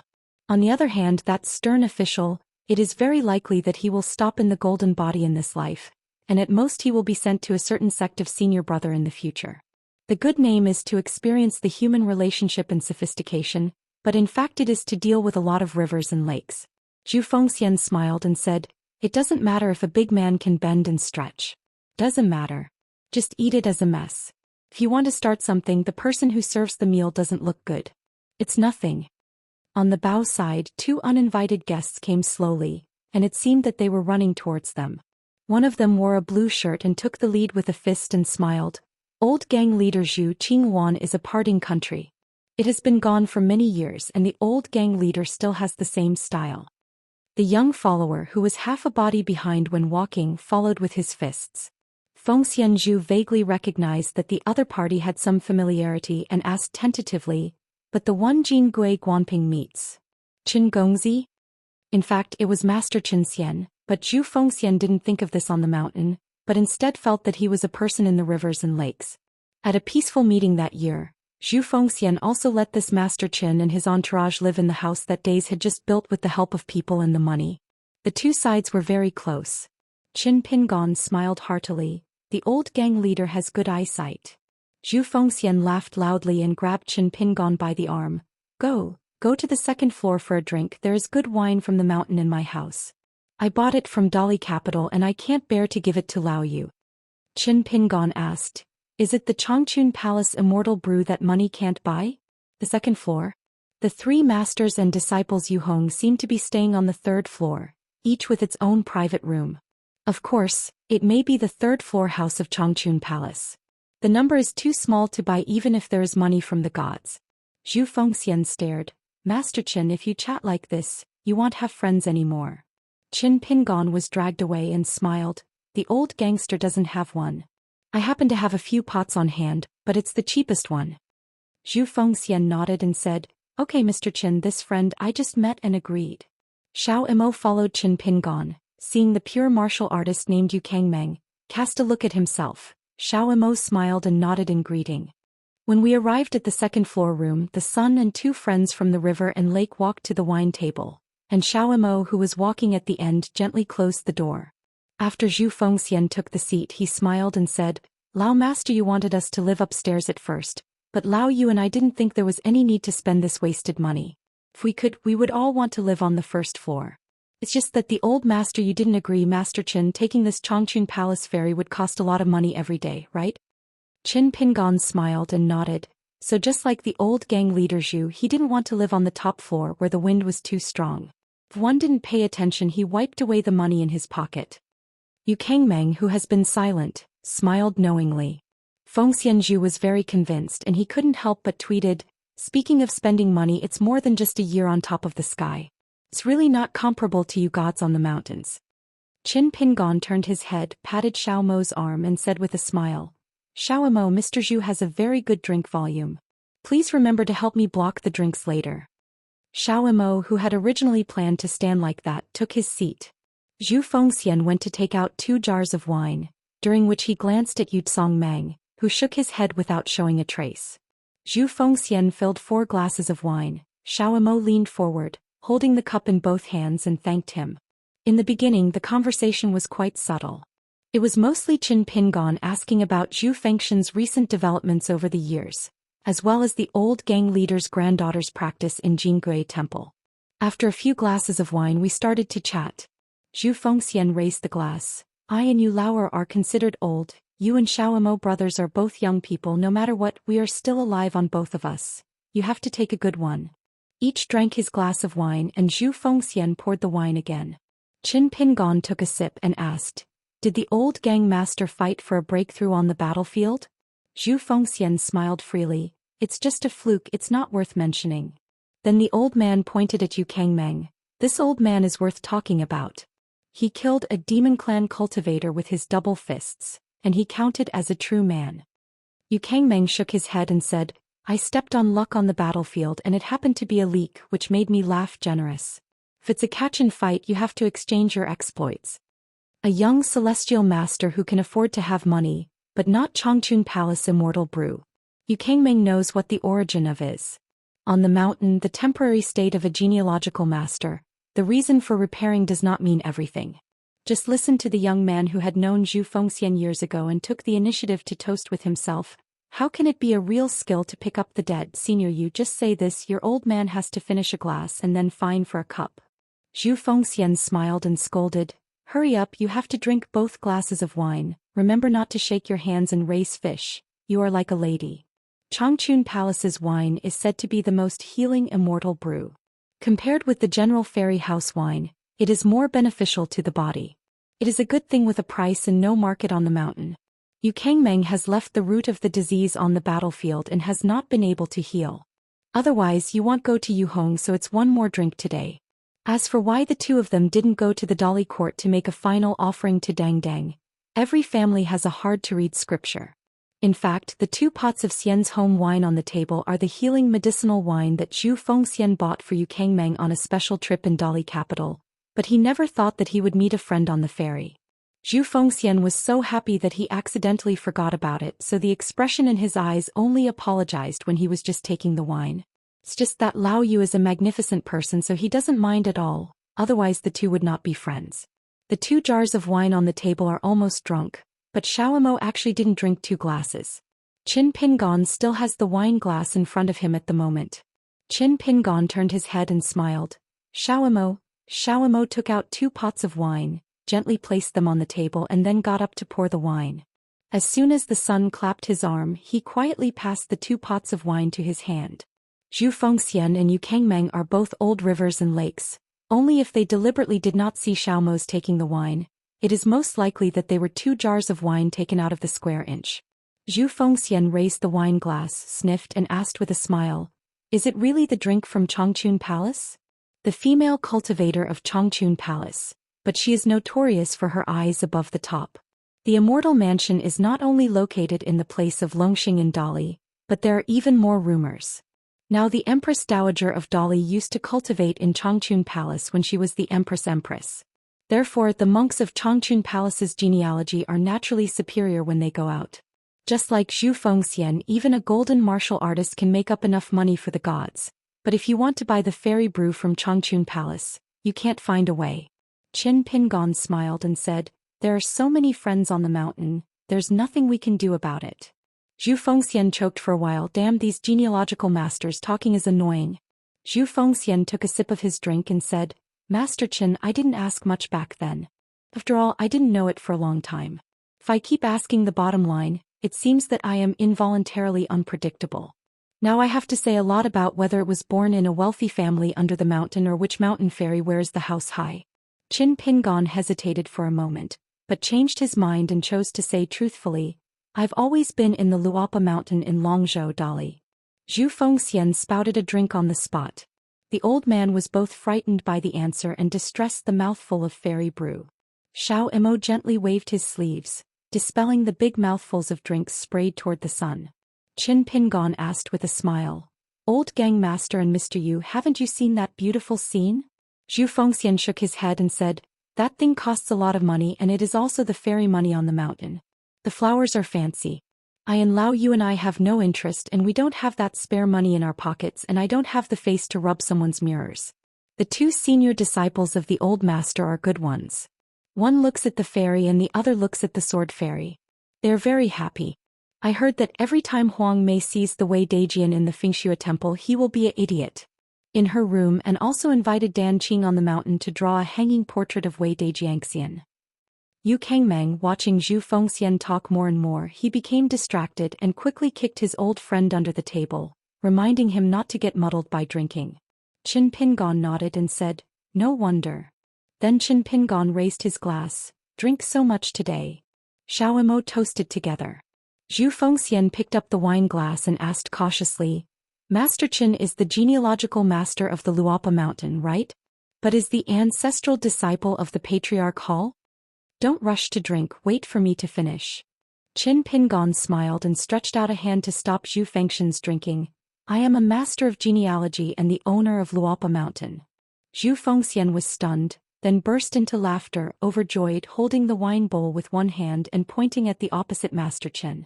Good kid, thief and funny. Zhu Fengxian said, young Master Qin, let's just drink it now. Keep a little chat. Under the table, Yu Kangmeng quickly kicked the stupid Zhu Fengxian. Since the other party is an immortal master who cultivates in the mountains on the mountain, can you joke about this kind of thing? Like you Zhu Fengxian, no matter how courageous you are, you dare to be in the rivers and lakes and you dare to say that you are Yu Hong when you meet people?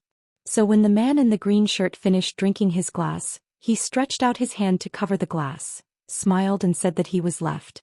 Zhu Fengxian is still dreaming but just got up to send it off, forgetting to stop the other party and continue drinking. Qin Pingon crossed the threshold, walked to the door and said goodbye with his fists. Old gang leader Zhu, Mr. Yu, don't give it away. In the end, Xiao Imo brought the door to the room. In the house a moment later. Lao Yu, come give me a punch. Yu is fast. Your mother, are you really fighting? Walking down the stairs, Xiao Imo smiled and said, Master, I have a question to ask. This time Xiao Imo has learned to be clever, and there is no such sentence as should be improper to speak. Qin Pingon said, just ask.